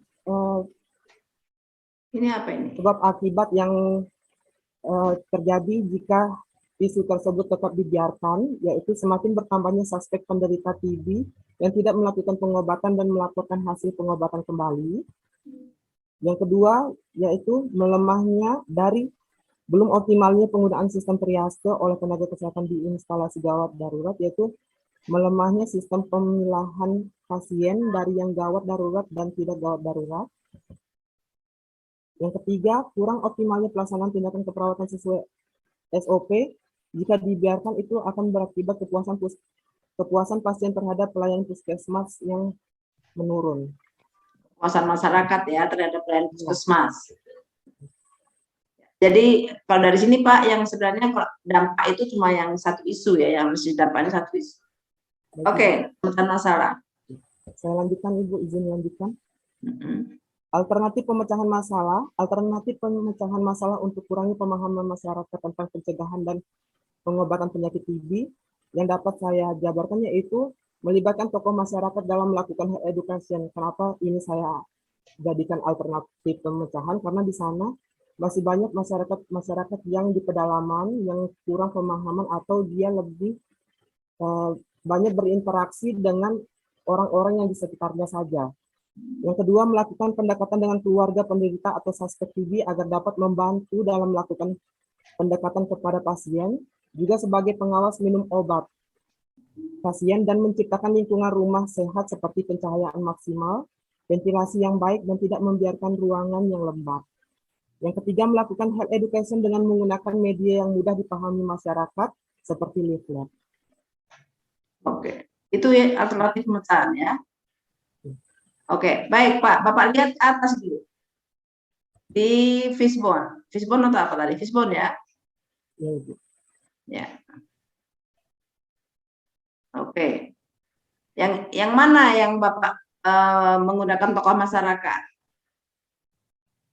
Jadi Bapak bisa lihat, bisa begini. Jadi dari penyebab-penyebab ini, Bapak bikin semacam matriks gitu ya, matriks gitu. Kemudian oke, kalau kurangnya pemahaman berarti gagasannya apa? Kalau lingkungan banyak perokok, gagasannya apa? Stigma masyarakat ini gagasannya apa? Kalau tingkat pendidikan masyarakat yang rendah, solusinya apa? Kurangnya keterampilan dalam memberikan health education, apa gagasannya? Kurangnya semangat tenaga itu. Jadi dari penyebab inilah yang Bapak turunkan menjadi gagasan. Kalau tadi saya lihat dari sana, tidak semua masuk ini ya, tidak semua masuk. Iya kan? Iya Ibu. Ya, oke. Jadi kalau nanti dalam harus begitu. Jadi dari untuk apa gunanya di Fishbone kalau gagasannya ngarang sendiri kan gitu. Tidak menyangkut dengan apa yang di Fishbone itu. Jadi penyebab-penyebab inilah yang nanti muncul gagasan gitu ya. Jadi kira-kira begitu Pak Ketut ya. Mudah-mudahan di pekerjaan yang satu yang individu itu Bapak sudah bikin yang lebih lagi. Sama saja berarti nanti dirubah, diperbaiki gitu ya. Baik Ibu. Ya, oke. Baik, terima kasih Pak Ketut sudah berbagi. Selanjutnya Ibu Vera. Masih bisa satu lagi kayaknya ini. Kalau cepat ya. Kalau tidak bermasalah jaringannya. Oke, silakan Ibu Vera.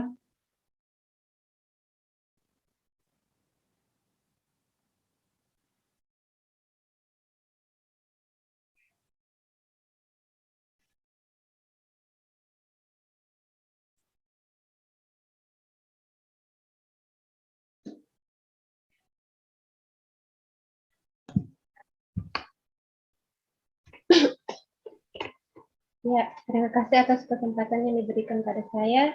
Di sini saya akan memaparkan analisis isu instansi yang terjadi di Rumah Sakit Umum Daerah Pendau Kambu. Adapun identifikasi isu yang saya dapatkan yaitu ada 3 isu. Yang pertama, kurangnya penerapan komunikasi terapeutik perawat dalam melayani pasien di IGD.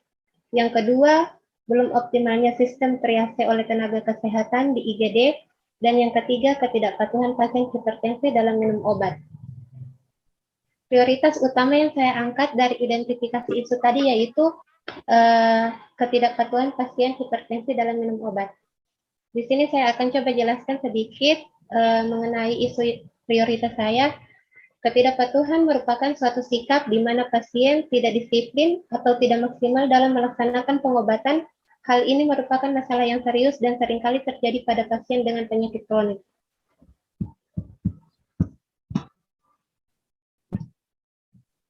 Analisis isu yang saya gunakan di sini menggunakan metode USG.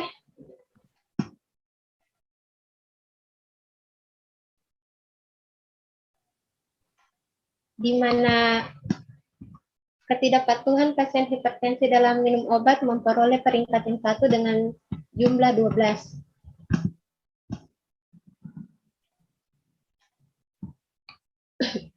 Penyebab terjadinya ISU ada dua.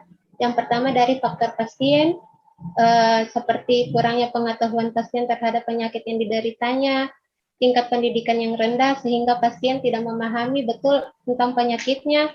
Yang ketiga, kurangnya kepercayaan terhadap efektivitas pengobatan modern, seperti mungkin pasien sudah pernah mengonsumsi obat tersebut, tapi karena dia tidak mengonsumsi secara rutin, jadi penyakitnya tersebut tidak sembuh sehingga pasien mengalami kurang kepercayaan terhadap efektivitas pengobatan tersebut.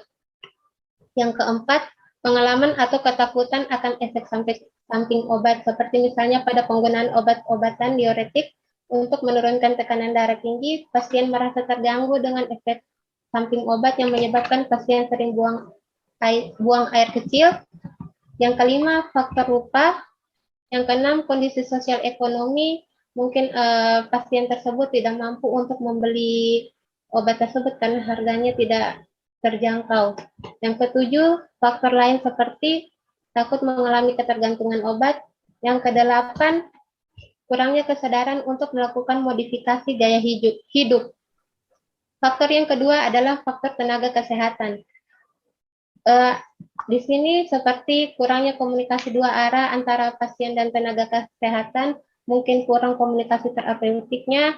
Yang kedua, kurangnya kolaborasi interprofesi antara satu tenaga kesehatan dan kesehatan yang lain, seperti kurangnya kolaborasi antara perawat dan bidang kefarmasian.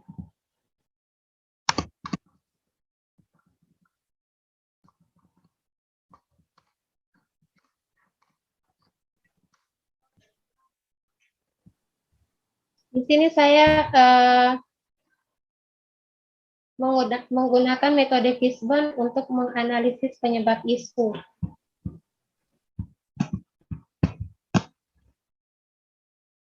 Yang dimana menggunakan metode 8P.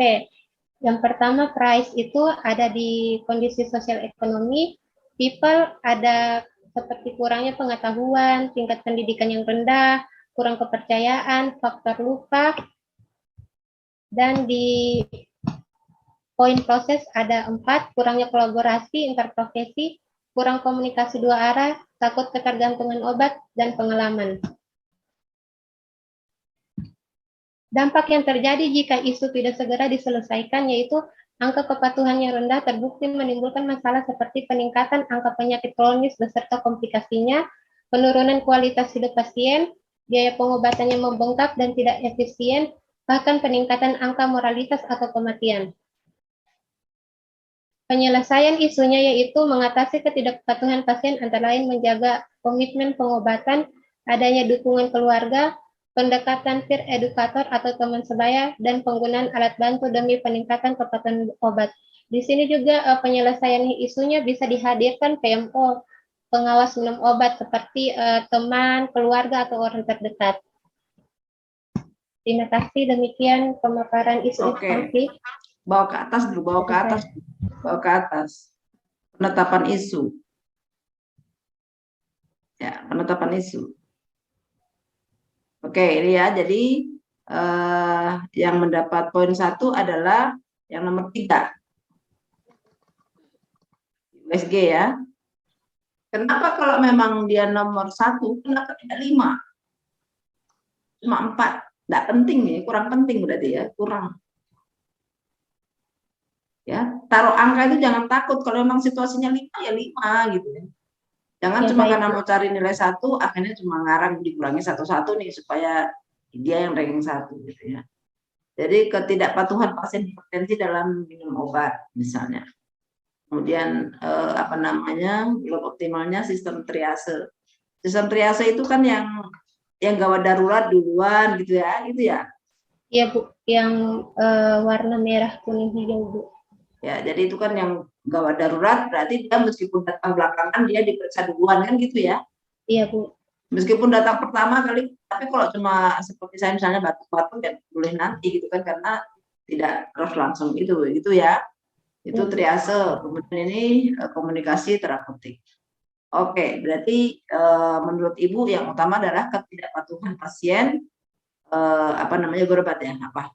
Iya, Bu. Tadi hipertensi, minum obat hipertensi ya. Oke, kemudian analisis penyebabnya. Analisis penyebab. Ibu cuma bagi menjadi 3 ya. Price, people, sama proses gitu. Jadi cuma dibagi dalam 3. Sekarang takut ketergantungan obat, kurang komunikasi 2 arah, kurangnya kolaborasi interprofesi.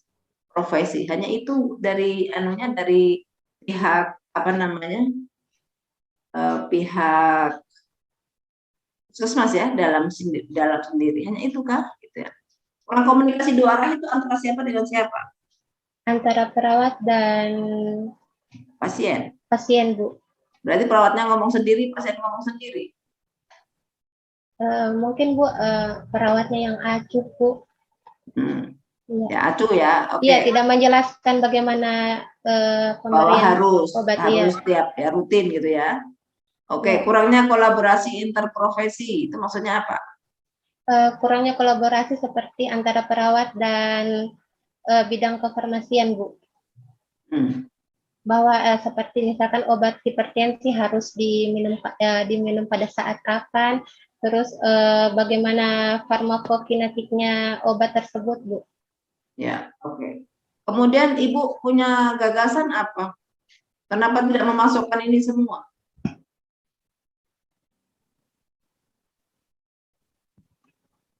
Tidak ya? Ibu tambah lagi nanti matriks gitu ya. Jadi ketika penyebabnya apa, gagasannya apa gitu. Tidak ada ya? Gagasannya cuma ini kan? Iya, Bu.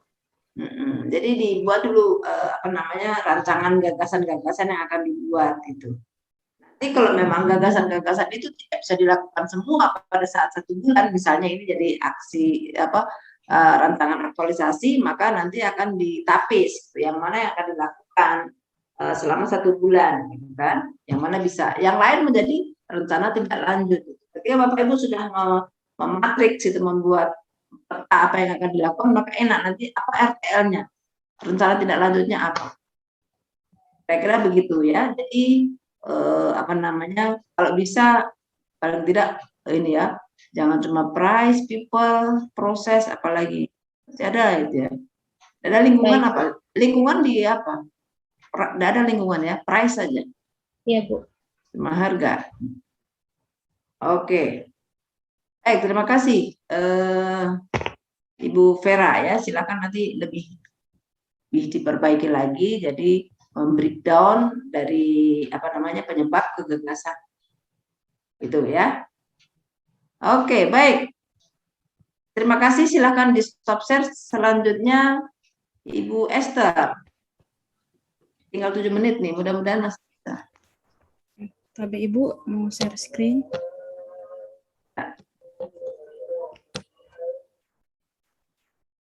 Kalau waktunya habis nanti kita lanjutkan di room besar. Sudah keluar? Ya, sudah. Ya, silakan. Terima kasih Ibu. Di sini saya menemukan 3 masalah yang ada di Puskesmas Sabang. Yang pertama itu kesadaran tentang akannya pentingnya PHBS, terlebih khusus itu menyangkut tentang posyandu, karena kehadiran posyandu di Puskesmas Sabang masih sangat rendah. Yang kedua itu fasilitas alat komputer yang masih kurang untuk menginputan data-data pasien dan untuk membuat surat rujukan. Yang ketiga itu keterbatasan jaringan internet yang mempengaruhi kinerja puskesmas itu sendiri. Di sini untuk mencari masalahnya, prioritas masalahnya, saya menggunakan metode APKL, di mana di sini masalah posyandu, kehadiran posyandu memiliki total nilai 20 dengan prioritas masalah nomor 1. Di sini mengapa PHBS atau posyandu ini memiliki nilai yang sangat tinggi, dikarenakan itu rendahnya kehadiran persentase ibu membawa anaknya ke tempat posyandu dengan alasan bahwa tempat posyandunya jauh dan susah diakses. Yang kedua, orang tuanya sibuk. Yang ketiga juga kurang pemahaman masyarakat tentang pentingnya membawa anak ke tempat posyandu. Di sini saya untuk mencari akar masalahnya, saya menggunakan metode Fishbone, di mana di sini people dipengaruhi oleh pengetahuan yang rendah, yang kedua adalah keterbatasan waktu orang tua untuk bawa anak, kayak saya katakan tadi, yang kedua itu tempat, jarak posyandu dari rumah ke tempat posyandu itu jauh, yang kedua itu tempat posyandu yang susah ditempuh. Yang ketiga itu adalah proses, kurangnya kerjasama lintas sektor, seperti kurangnya kerjasama antara puskesmas dengan tokoh-tokoh masyarakat, karena yang seperti kita ketahui tokoh masyarakat seperti tokoh agama, tokoh budaya, atau tokoh-tokoh yang dihormati di masyarakat itu jika kata-katanya sangat dibutuhkan untuk mempengaruhi masyarakat, minat masyarakat untuk ikut berpartisipasi dalam kegiatan posyandu ini. Yang kedua itu adalah promosi, di mana tenaga kesehatan kurang untuk menyampaikan betapa pentingnya mengedukasi masyarakat, betapa pentingnya membawa anak untuk rutin ikut posyandu. Di sini dampak yang ditimbulkan jika anak tidak mengikuti posyandu, yang seperti kita ketahui di posyandu itu anak akan mendapatkan berbagai banyak vaksin, dan vaksin itu sangat berguna bagi kesehatan anak dan balita itu sendiri. Jika rutin dan tepat mendapatkan vaksin, itu memperkuat antibodi anak-anak, dan di posyandu itu sendiri akan diketahui tingkat kesehatannya anak, atau maksudnya taraf kan karena di posyandu akan diupdate terus tentang kesehatannya, berat badannya. Jadi penting bagi ibu untuk membawa anaknya agar tenaga kesehatan mengetahui peningkatan kesehatan anak itu sendiri. Ya, alternatif yang saya ambil di sini dengan melakukan penyuluhan kepada orang tua balita dan menyampaikan seberapa pentingnya untuk selalu membawa anak ke posyandu, dan kesinergi dan melakukan advokasi kepada tokoh masyarakat, tokoh agama, dan mengajak mereka kerjasama untuk menyampaikan kepada ibu-ibu orang tua betapa pentingnya membawa anak ke tempat posyandu. Terima kasih atas kesempatan yang diberikan, Ibu. Oke, baik, terima kasih. Ya, jadi coba ke atas dulu. Lagi, Kak. PHBS itu apa? Pola hidup bersih dan sehat, Ibu. Ya, pola hidup. Nanti kalau bikin ini dijelaskan ya PHBS itu apa. Setelah itu baru PHBS itu tidak apa-apa. Tapi paling tidak di awal sudah ada penjelasan PHBS itu apa, gitu ya. Iya, Ibu. Oke, jadi ini untuk semua, jadi dilengkapi data dan fakta itu harusnya adalah menjelaskan misalnya kesadaran pola hidup bersih dan sehat yang rendah. Apa hubungannya dengan posyandu ini? Oh, ini tapi Ibu, kan di PHBS ini ada 10 kriteria, Ibu, termasuk membawa anak ke tempat posyandu adalah salah satu sehat. Iya, Ibu, membawa anak ke posyandu. Oke, begitu ya. Jadi makanya kan kalau orang lain kan tidak tahu nih apa hubungannya kesadaran PHBS dengan Iya, Ibu. Ya, jadi itu salah satu membawa anak ke posyandu adalah salah satu bentuk ini ya PHBS. Iya, Ibu. Iya. Jadi itu sudah dijelaskan. Kemudian setahu saya minta ini penjelasan untuk semua ya, bukan hanya Ibu Esther ya, tapi untuk semua bahwa data dan fakta itu adalah dijelaskan. Bagaimana itu kehadiran posyandu ya, misalnya yang punya balita itu berapa, yang datang ke posyandu cuma berapa, harusnya ada data begitu ya. Jadi itu harus jelas gitu. Jadi jadi ini sudah ada tapi masih kurang. Jadi semoga nanti ditambahkan. Kalau Ibu Esther misalnya mengangkat ini menjadi aksi aktualisasi gitu ya. Jadi jadi tambahkan data dan fakta yang datang berapa, yang harusnya misalnya ada yang punya anak gitu kan, balita itu ada misalnya 10 yang datang cuma 2, berarti kan itu kurang ya, kurang sadar, kurang ini gitu ya. Iya, Ibu. Dilengkapi dengan itu. Ya, kemudian sama seperti yang lain, Ibu buat matriks gitu ya, dari penyebab-penyebab yang Ibu sudah identifikasi melalui Fishbone, itu kemudian dikeluarkan gagasannya. Sehingga enak nanti, ketika ada gagasan, misalnya ada 10 gagasan, yang bisa dilakukan pada waktu aktualisasi yang cuma 1 bulan, misalnya cuma 3 kegiatan, yang lain bisa menjadi rencana tindak lanjut, gitu ya? Ya, Ibu. Ya, oke. Baik, terima kasih Ibu Esther. Ya, Ibu, terima kasih banyak, Ibu. Ya, nanti kita akan ke Ibu Stefani, Ibu Fibriana, dan yang lain. Tapi kayaknya waktunya kita sudah mau habis. Ini nanti kita tambahkan, nanti kita masuk di room utama ya. Oke, itu Ibu Emi ya. Jadi nanti kita lanjut di room besar. Ya, tinggal 38. Iya, siap Bu Vivi. Ya.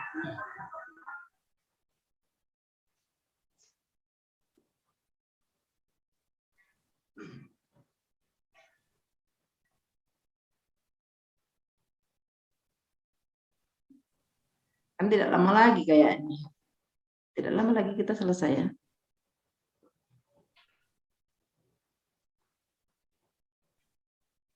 Sampai jam berapa Ibu Emi ya? Waktu saya. Iya, Bu Vivi, hari Jumat kan tadinya, ini kan sudah mau selesai nih. Tadi sampai 11.45 sih, karena Pak Yamin tadi minta 11.45.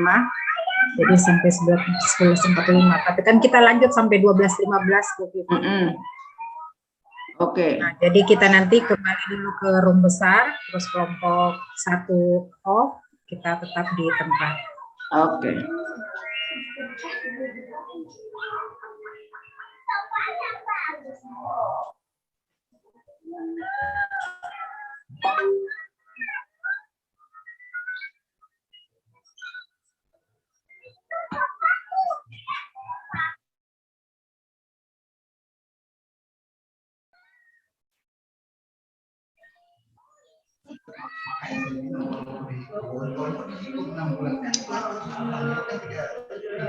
Halo Bu Vivi. Halo juga, bagaimana kabar? Alhamdulillah. Lanjutkan rekornya. Ya, kita sampai jam 11.15 ya. 11.15. 12.15 Bu. 12.15. Ini kayaknya 12.15. Tinggal 5 menit lagi, 15 menit lagi. Ya. Sekarang jam berapa sih? 11.57 Bu. Oh iya. Berarti di jam saya 11.57. 11.57 berarti sekitar 20 menit lagi gitu ya, 20 menit lagi. Ya, kalau begitu saya rasa masukan saya untuk analisis isu instansi tadi itu bisa dibawa, ditarik ke analisis isu yang tugas fungsi ya, tugas fungsinya Bapak Ibu gitu. Jadi penyelesaiannya kurang lebih sama gitu, kurang lebih sama. Cuma kalau yang tugas fungsi untuk itu berarti itu nanti sudah, kalau Bapak Ibu membuat itu sudah sesuai apa yang saran masukan seperti yang analisis isu instansi gitu ya, nanti mungkin dari yang tugas saya diperbaiki gitu ya, karena yang seperti tadi saya sampaikan gagasan tadi ya, di breakdown dari analisis fishbone gitu ya, dari atau causal map, terserah dari analisis dari mana, itu di breakdown ke bawah, dibuat ketika satu masalah apa gagasannya gitu ya, penyebab masalah gagasannya apa, penyebab masalah gagasannya apa gitu ya. Jadi untuk semua ini, untuk semua, bukan hanya yang sudah presentasi tapi untuk semua. Mudah-mudahan sudah bisa bisa dimengerti gitu ya, bahwa itu nanti kira-kira yang akan dibuat. Nanti Bapak Ibu akan lebih diperbaiki lagi, diperdalam lagi di agenda berikut. Tapi paling tidak tadi saya lihat dari beberapa orang sudah alurnya sudah tepat gitu ya, sudah tepat, hanya kurang ditambahkan lagi. Tadi saya lihat cuma gagasannya cuma 1 gitu kan, jadi cuma satu. Tapi nanti susah ketika RTL-nya apa nih, rencana tindak lanjutnya apa gitu kan. Karena mungkin Ibu mikirnya cuma 1 bulan, tapi kan kita tidak berhenti hanya 1 bulan. Kita kan nanti akan berbulan-bulan, tahun-tahun gitu ya. Jadi apa rencana tindak lanjut? Makanya ketika kita punya satu masalah, ada beberapa gagasan yang ingin kita berikan, mungkin 1 bulan cuma 3 gagasan dari 8 gagasan. Tidak apa-apa. Nanti yang 5 adalah menjadi rencana tindak lanjut. Setelah selesai ini, maka mungkin yang 3 tadi tetap kita laksanakan, yang 5 lagi kita akan lakukan. Gitu ya. Misalnya kayak Ibu Esther tadi, akan mengajak atau beradvokasi ya dengan tokoh-tokoh masyarakat. Itu kan tidak berhenti hanya 1 bulan, misalnya waktu kalau Ibu melakukan itu ya, tidak berhenti 1 bulan waktu aktualisasi, tapi akan berlanjut terus, kan begitu. Berarti rencana tidak lanjutnya adalah tetap akan terus berkolaborasi dengan para tokoh masyarakat selamanya gitu kan. Kemudian ada lagi nih gagasan lagi nih dari misalnya tadi 8, baru 3 nih saya lakukan. Yang 5, oke, berarti akan saya lakukan lagi nanti. Setelah aktualisasi akan saya lakukan lagi ini gitu ya. Jadi nanti ketika Bapak Ibu membuat rancangan aktualisasi, itu ada namanya rencana tindak lanjut. Ketika ada rencana tindak lanjut, maka ketika gagasan itu Bapak banyak gitu ya, dari penyebab-penyebab itu Bapak Ibu sudah breakdown menjadi oke, penyebab ini gagasannya ini, penyebab ini gagasannya ini, maka enak nanti RTL-nya apa. Mungkin waktu 1 bulan cuma 2 gitu ya yang bisa dibuat gitu. Tapi nanti yang lain akan saya lanjutkan. Atau yang 2 ini tetap juga akan saya lanjutkan misalnya. Seperti Ibu Esther misalnya ya. Esther karena yang masih panas di otak Ibu Esther itu. Jadi misalnya memberikan edukasi gitu. Edukasi kan tidak berhenti cuma 1 bulan. Terus menerus gitu ya, saat tetap akan mengedukasi. Saya lebih suka istilahnya edukasi daripada penyuluhan Ibu. Ya, kalau penyuluhan mungkin Ibu ngundang banyak orang gitu kesannya begitu. Tapi kalau edukasi Ibu datang satu-satu misalnya dikunjungi gitu ya, karena ini kan supaya masyarakat itu sadar cepat itu, jadi dikunjungi satu-satu, ini lu Bu, supaya bla bla bla bla gitu. Ibu yang lebih paham gitu, tentang itu gitu ya. Jadi itu menjadi nanti rencana tindak lanjut. Jadi saya minta semua penyebab-penyebab, jadi dari fishbone itu turun menjadi penyebab gagasan, gitu ya, supaya nanti Bapak Ibu enak kurang mana nih yang dalam 1 bulan bisa saya lakukan, di ranking juga itu di pemikiran kita, mana nih yang paling penting nih supaya ini, yang lain nanti adalah mengikut gitu ya, itu ada kegiatan-kegiatan tambahan. Jadi kira-kira begitu tentang bagaimana ini analisis isu instansi tadi itu bisa kita bawa ke kalau itu adalah tugas saya, tugas dan fungsi saya sebagai perawat, sebagai tenaga penyuluh kesehatan, dan saya tidak tahu lagi apa semua di sini. Ya, kira-kira begitu. Baik, selanjutnya yang saya ingin lihat adalah bagaimana Bapak Ibu punya rencana aksi bela negara. Ya, sudah dibuat belum? Sudah dibuat belum?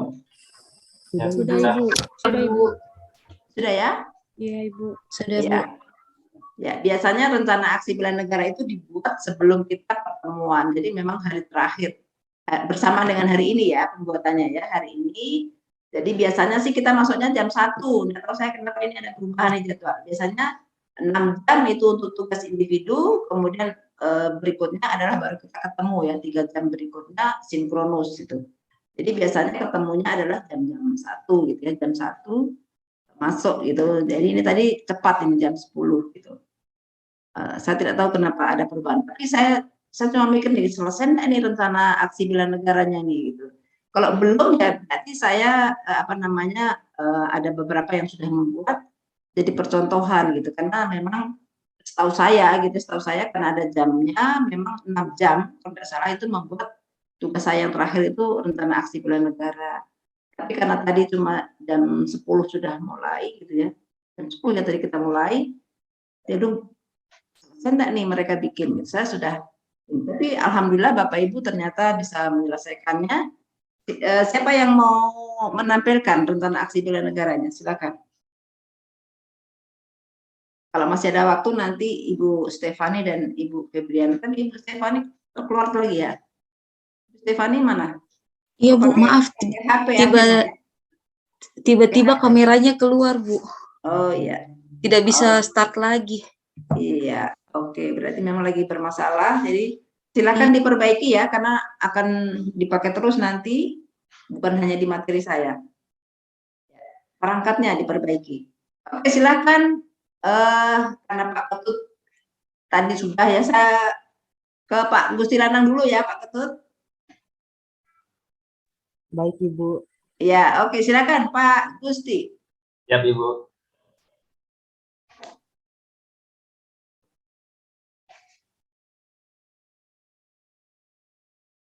Ya. Terima kasih atas waktu diberikan pada saya. Hari ini saya akan menjelaskan rencana aksi bela negara pada pelatihan laskar CPNS tahun 2022. Di sini saya membuatnya dari cinta tanah air, mencintai dan menjaga dan melestarikan lingkungan hidup. Rencana aksinya menjaga kebersihan dan membuang sampah pada tempatnya, merawat tanaman yang ada, seperti tanaman bunga-bunga atau tanaman yang menghiasi di puskesmas tersebut, terus menghemat penggunaan air dan dengan menggunakan air seperlunya. Dalam pada cuci tangan itu kan biasanya kita isikan kantong-kantong untuk cuci tangan pasien, kita gunakan maksimal mungkin. Yang keduanya menggunakan produk dalam negeri. Itu menggunakan barang-barang yang berasal, rencana aksinya menggunakan barang yang berasal dari produk dalam negeri dan membeli makanan dari hasil olahan produk lokal atau produk setempat. Yang kedua, nilai bela negara, kesadaran berbangsa dan bernegara, indikator sikapnya, disiplin dan bertanggung jawab terhadap tugas yang diberikan. Rencana aksinya mengerjakan tugas dengan sungguh-sungguh sesuai tupoksi masing-masing, datang tepat waktu dan menggunakan atribut yang telah ditentukan. Maaf Ibu, di sini kurang tulisannya. Kurang teliti ya. Yap. Yang kedua, menghargai dan menghormati keragaman suku bangsa. Rencana aksinya menjaga kerukunan dan dengan rekan kerja meskipun berbeda suku. Tidak bersikap diskriminatif terhadap suku tertentu. Yang ketiga, yakin akan Pancasila sebagai ideologi dasar negara. Terus indikatornya menjalankan kewajiban dan kepercayaan dengan benar. Rencana aksinya menjalankan ibadah tepat pada waktunya, memulai aktivitas dengan berdoa. Yang kedua, menerapkan prinsip dan nilai musyawarah mufakat. Itu rencana aksinya melakukan musyawarah mufakat dalam menyelesaikan tugas kelompok. Yang keduanya menjunjung tinggi hasil dari musyawarah mufakat dan menghormati keputusan orang lain. Rencana aksi berrela berkorban untuk bangsa dan negara. Itu rela menolong sesama warga masyarakat yang kesulitan tanpa melihat sosial kulturalnya. Rencana aksi menolong teman yang membutuhkan pertolongan. Yang keduanya membantu dan menolong masyarakat dalam keadaan kesusahan di lingkungan puskesmas ataupun pas kita di lingkungan bermasyarakat. Yang kedua, menyumbangkan tenaga pikiran, kemampuan untuk kepentingan masyarakat, kemajuan bangsa dan negara. Rencana aksinya itu memberi dan menerima masukan saat diskusi. Yang kedua, ikut serta dalam menjaga kebersihan lingkungan kerja. Yang kelima, memiliki kemampuan awal bela negara. Itu senantiasa menjaga kesehatan sehingga memiliki kesehatan fisik dan mental yang baik. Rencana aksi melakukan olahraga secara teratur dengan menjaga pola makan yang sehat. Memiliki kecerdasan emosional dan spiritual serta intelijensi tinggi. Peduli terhadap alam sekitar dan berpikir positif dan terbuka terhadap ide-ide orang lain atau gagasan yang diberikan oleh orang lain. Yang terakhir, semangat mewujudkan negara yang berdaulat dan makmur, itu mempertahankan clean dan good governance dalam bermasyarakat. Itu pemerintahan yang baik dan bersih. Dengan cara tindakannya tidak menerima hadiah, barang, atau sesuatu dalam bentuk apapun terkait pelayanan yang diberikan dalam pekerjaan di kantor, menyelesaikan tugas tepat waktu, tidak mengkorupsi waktu yang ada. Sekian Ibu dari saya. Terima kasih. Oke, baik. Terima kasih Pak Gusti Lanang. Jadi saya mau lihat yang keempat. Coba lihat keempat. Yang keempat, siap. Ya.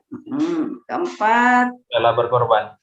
Rela berkorban, menolong teman yang membutuhkan pertolongan. Jadi ini kira-kira ada enggak teman yang ditolong? Ditolong dalam keadaan apa nih, gitu ya? Pada saat aktualisasi, gitu ya.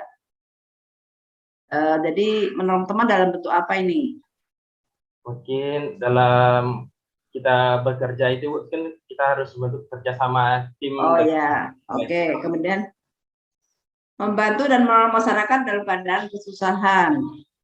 Misalnya kan kita dalam pelayanan di puskesmas, misalnya dalam masyarakat yang butuhkan pertolongan, kita harus sigap menolongnya. Misalnya kayak orang yang tidak bisa jalan, dia butuh dia bantu angkat, kita langsung bawakan kursi roda atau berangkat untuk bantu memindahkan pasien tersebut. Oke, berarti bisa ya. Siap, Ibu. Oke, jadi ke bawah lagi diskusi. Selalu ada diskusi ya, ada. Tidak menerima hadiah atau sesuatu apapun terkait. Oke. Baik, jadi kira-kira semua yang Bapak rencanakan ini bisa terlaksana pada saat aktualisasi ya. Ya, Ya, oke. Baik, terima kasih Pak Gusti. ya Ibu, terima kasih. Ya. Oke, selanjutnya Ibu Marlupi. Iya, Bu.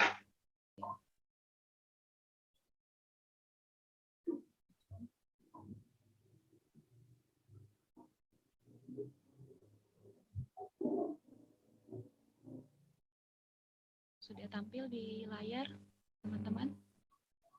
Sudah. Ya, baik. Rencana aksi bela negara peserta pelatihan dasar CPNS untuk instansi Rumah Sakit Umum Daerah Pratama Tampu.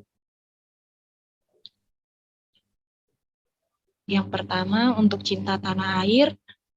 Untuk indikator yang pertama, menjaga, mencintai, dan melestarikan lingkungan hidup. Aksi yang bisa dilakukan, menjaga kebersihan lingkungan rumah sakit, membuang sampah medis dan non-medis masing-masing pada tempatnya. Untuk tempat dilaksanakan aksi tersebut di semua lingkungan rumah sakit, untuk waktunya dilakukan terus-menerus. Lalu indikator yang kedua, jiwa dan raganya bangga sebagai bangsa Indonesia. Diupayakan dengan aksi mengupayakan pemberian pelayanan yang optimal pada pasien seperti melakukan tindakan asuhan keperawatan, memberikan 5S, senyum, sapa, salam pada pasien. Lalu yang kedua, sadar berbangsa dan bernegara. Indikator yang pertama, menjalankan hak dan kewajibannya sebagai warga negara sesuai dengan peraturan undang-undang yang berlaku. Dengan aksi, perawat berhak untuk bekerja menurut standar profesi keperawatan yang berlaku. Dan yang kedua, memberikan pelayanan atau asuhan keperawatan sesuai standar profesi. Indikator yang kedua yaitu berpikir, bersikap, dan berbuat yang terbaik bagi bangsa dan negaranya. Dengan aksi menghargai hak dan kewajiban pasien untuk memperoleh pelayanan medis yang bermutu sesuai dengan standar. Dan yang kedua, bersikap adil, jujur, tanpa diskriminasi pada setiap pasien yang berkunjung. Ketiga, setia pada Pancasila. Indikator yang pertama, mengamalkan nilai-nilai Pancasila dalam kehidupan sehari-hari dengan aksi melakukan musyawarah mufakat pada setiap operansif untuk menentukan tindakan selanjutnya. Lalu yang kedua, membuat rencana tindakan keperawatan untuk setiap pasien.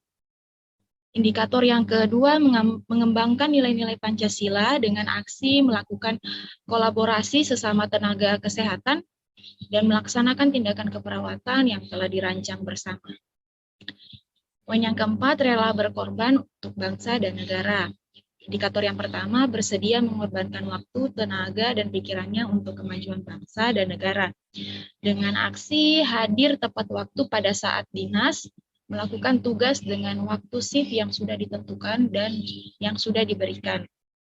Untuk indikator kedua, gemar membantu sesama warga negara yang mengalami kesulitan dengan aksi membantu pasien dan keluarga pasien dalam memberikan informasi tentang hak dan kewajiban selama perawatan dan membantu sesama rekan medis jika mengalami kesulitan pada saat melakukan tindakan pelayanan. Yang kelima, kemampuan awal bela negara. Indikator yang pertama, memiliki kecerdasan emosional dan spiritual serta intelijensia dengan aksi melayani pasien dengan pelayanan yang prima dan selalu melakukan 5S, senyum, sapa, salam, dan memberikan pelayanan dengan kesabaran dan disiplin dalam melakukan tindakan. Indikator yang kedua, gemar berolahraga dan senantiasa menjaga kesehatan tubuh dengan aksi melaksanakan senam setiap pagi, setiap hari, rutin melakukan cek kesehatan. Rutin cek kesehatan ini untuk tenaga medis untuk tetap memastikan kesehatan tubuh agar dapat memberikan pelayanan yang optimal. Mungkin itu saja, Bu, dari saya. Oke. Yang cek rutin ini tiap apa? Yang cek rutin kesehatan ini untuk tenaga medis, Bu. Jadi kita memeriksakan kesehatan juga untuk bisa. Iya, satu tahun berapa kali? Tiap bulan? 3 bulan sekali mungkin bisa. Kalau saya kan 6 bulan sekali ya, saya 6 bulan sekali itu cek ini ya. Kalau ini pada saat aktualisasi ada nggak cek rutin ini? Ada. Ada ya, jadi kalau pada saat ini harus ada. Kalau memang ada berarti bisa dilakukan. Saya cuma memastikan bahwa apa yang Ibu rencanakan itu bisa dilaksanakan pada saat aktualisasi. Itu saja ya. Jadi baik, terima kasih Ibu Marlupi ya sudah berbagi di sini. Saya rasa waktu ya sudah menjelang habis ini, sudah 12.15 di jamnya Ibu. Jadi untuk rancangan aksi semuanya begitu ya, seperti penjelasan saya, semua apapun yang akan dilakukan itu berarti harus bisa dilaksanakan pada saat aktualisasi. Gitu ya. Jadi itu kegiatan-kegiatan itu benar, tapi maksudnya pada saat aktualisasi bisa tidak dilakukan gitu ya. Kemudian nanti kan ini baru rancangan ya. Nanti ketika aktualisasi bisa diperbaiki gitu. Jadi rencananya ini bisa salah tapi nanti bisa diperbaiki pada saat nanti aktualisasi gitu ya. Jadi sekarang sudah saya beri masukan-masukan. Itu. Kemudian yang berikut tadi Bapak Ibu yang tadi analisis isu saya tekankan sekali lagi, silakan dirubah, diperbaiki. Nanti kalau memang yang isu, terutama yang isu TUSI ya, itu diperbaiki lagi. Kemudian ini supaya bisa nanti ketika membuat rancangan aktualisasi Bapak Ibu sudah mudah, kurang ikut itu terus. Bagaimana keberlanjutannya nanti ada tambahan-tambahan dari agenda 1, agenda 2 dan agenda 3. Kira-kira begitu ya Bapak Ibu. Oke, baik, sekali lagi tadi saya sudah tentang bagaimana Bapak Ibu harus rela berkorban untuk bangsa dan negara. Jadi mari kita melaksanakan tugas dan selalu kita waspada. Kita selalu harus bisa melihat lingkungan kita apa yang terjadi dan ketika itu kita sudah tahu apa yang akan kita lakukan. Baik, saya rasa sampai di sini dulu pertemuan kita hari ini. Saya mohon maaf atas segala kekurangan. Baik hal dalam penyampaian saya, mungkin Bapak Ibu terkejut-kejut gitu ya dengan suara saya yang besar ini, yang galak ini, tapi saya tidak ada maksud dari dalam hati saya membenci atau tidak suka pada Bapak Ibu, tapi saya hanya menegaskan bahwa mari kita bekerja sebagai ASN yang baik, gitu ya, kita harus cerdas dalam menyikapi apapun, gitu ya, terutama informasi-informasi yang belum kita tahu validitasnya. Jadi kita harus cerdas untuk itu. Kemudian saya berterima kasih atas partisipasi Bapak Ibu dan akhirnya semoga Bapak Ibu selalu dalam keadaan sehat sehingga dapat mengikuti latar ini dengan baik dan selesai dengan baik juga. Akhirnya billahi taufiq wal hidayah. Assalamualaikum warahmatullahi wabarakatuh. Selamat siang dan Om Santi Santi Santi Om. Saya kembalikan kepada host Ibu Eni. Silakan Ibu Eni. Waalaikumsalam. Ya, baik, terima kasih Bu Vivi atas waktu dan ilmunya pada hari ini yang telah berbagi kepada khususnya kelompok 2 ya. Semoga apa yang telah disampaikan Ibu Vivi tadi sangat bermanfaat bagi kita semua, khususnya bagi Bapak Ibu peserta CPNS Kabupaten Bernama. Oke, baik, Ibu Vivi ini sama ibaratnya sama dengan buah durian ya, galak di luar, jahat di luar, tapi di dalam itu baik dan manis. Terima kasih Bu Emi. Oke, terima kasih Salif ya Bu Emi. Terima kasih. Salam sehat. Ya, semangat. Sehat selalu. Ya, sama-sama. Bapak Ibu, insya Allah kita bertemu besok pada agenda 2 yaitu agenda pembelajaran nilai-nilai dasar CPNS. Insya Allah kita akan bertemu dengan fasilitator yang berbeda dan juga agenda yang berbeda tapi di jam yang sama yaitu jam 7.30 sampai jam 9. Oke, sampaikan sebelum saya tutup room.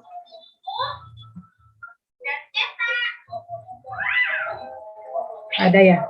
Oke, sebelum kalau memang tidak ada yang mau disampaikan atau ditanyakan, sebelumnya saya mau tanya dulu, pastikan di 2 ini yang ditunjuk sebagai ketua kelompok siapa? Siapa Bu Marlupi, stop record saja.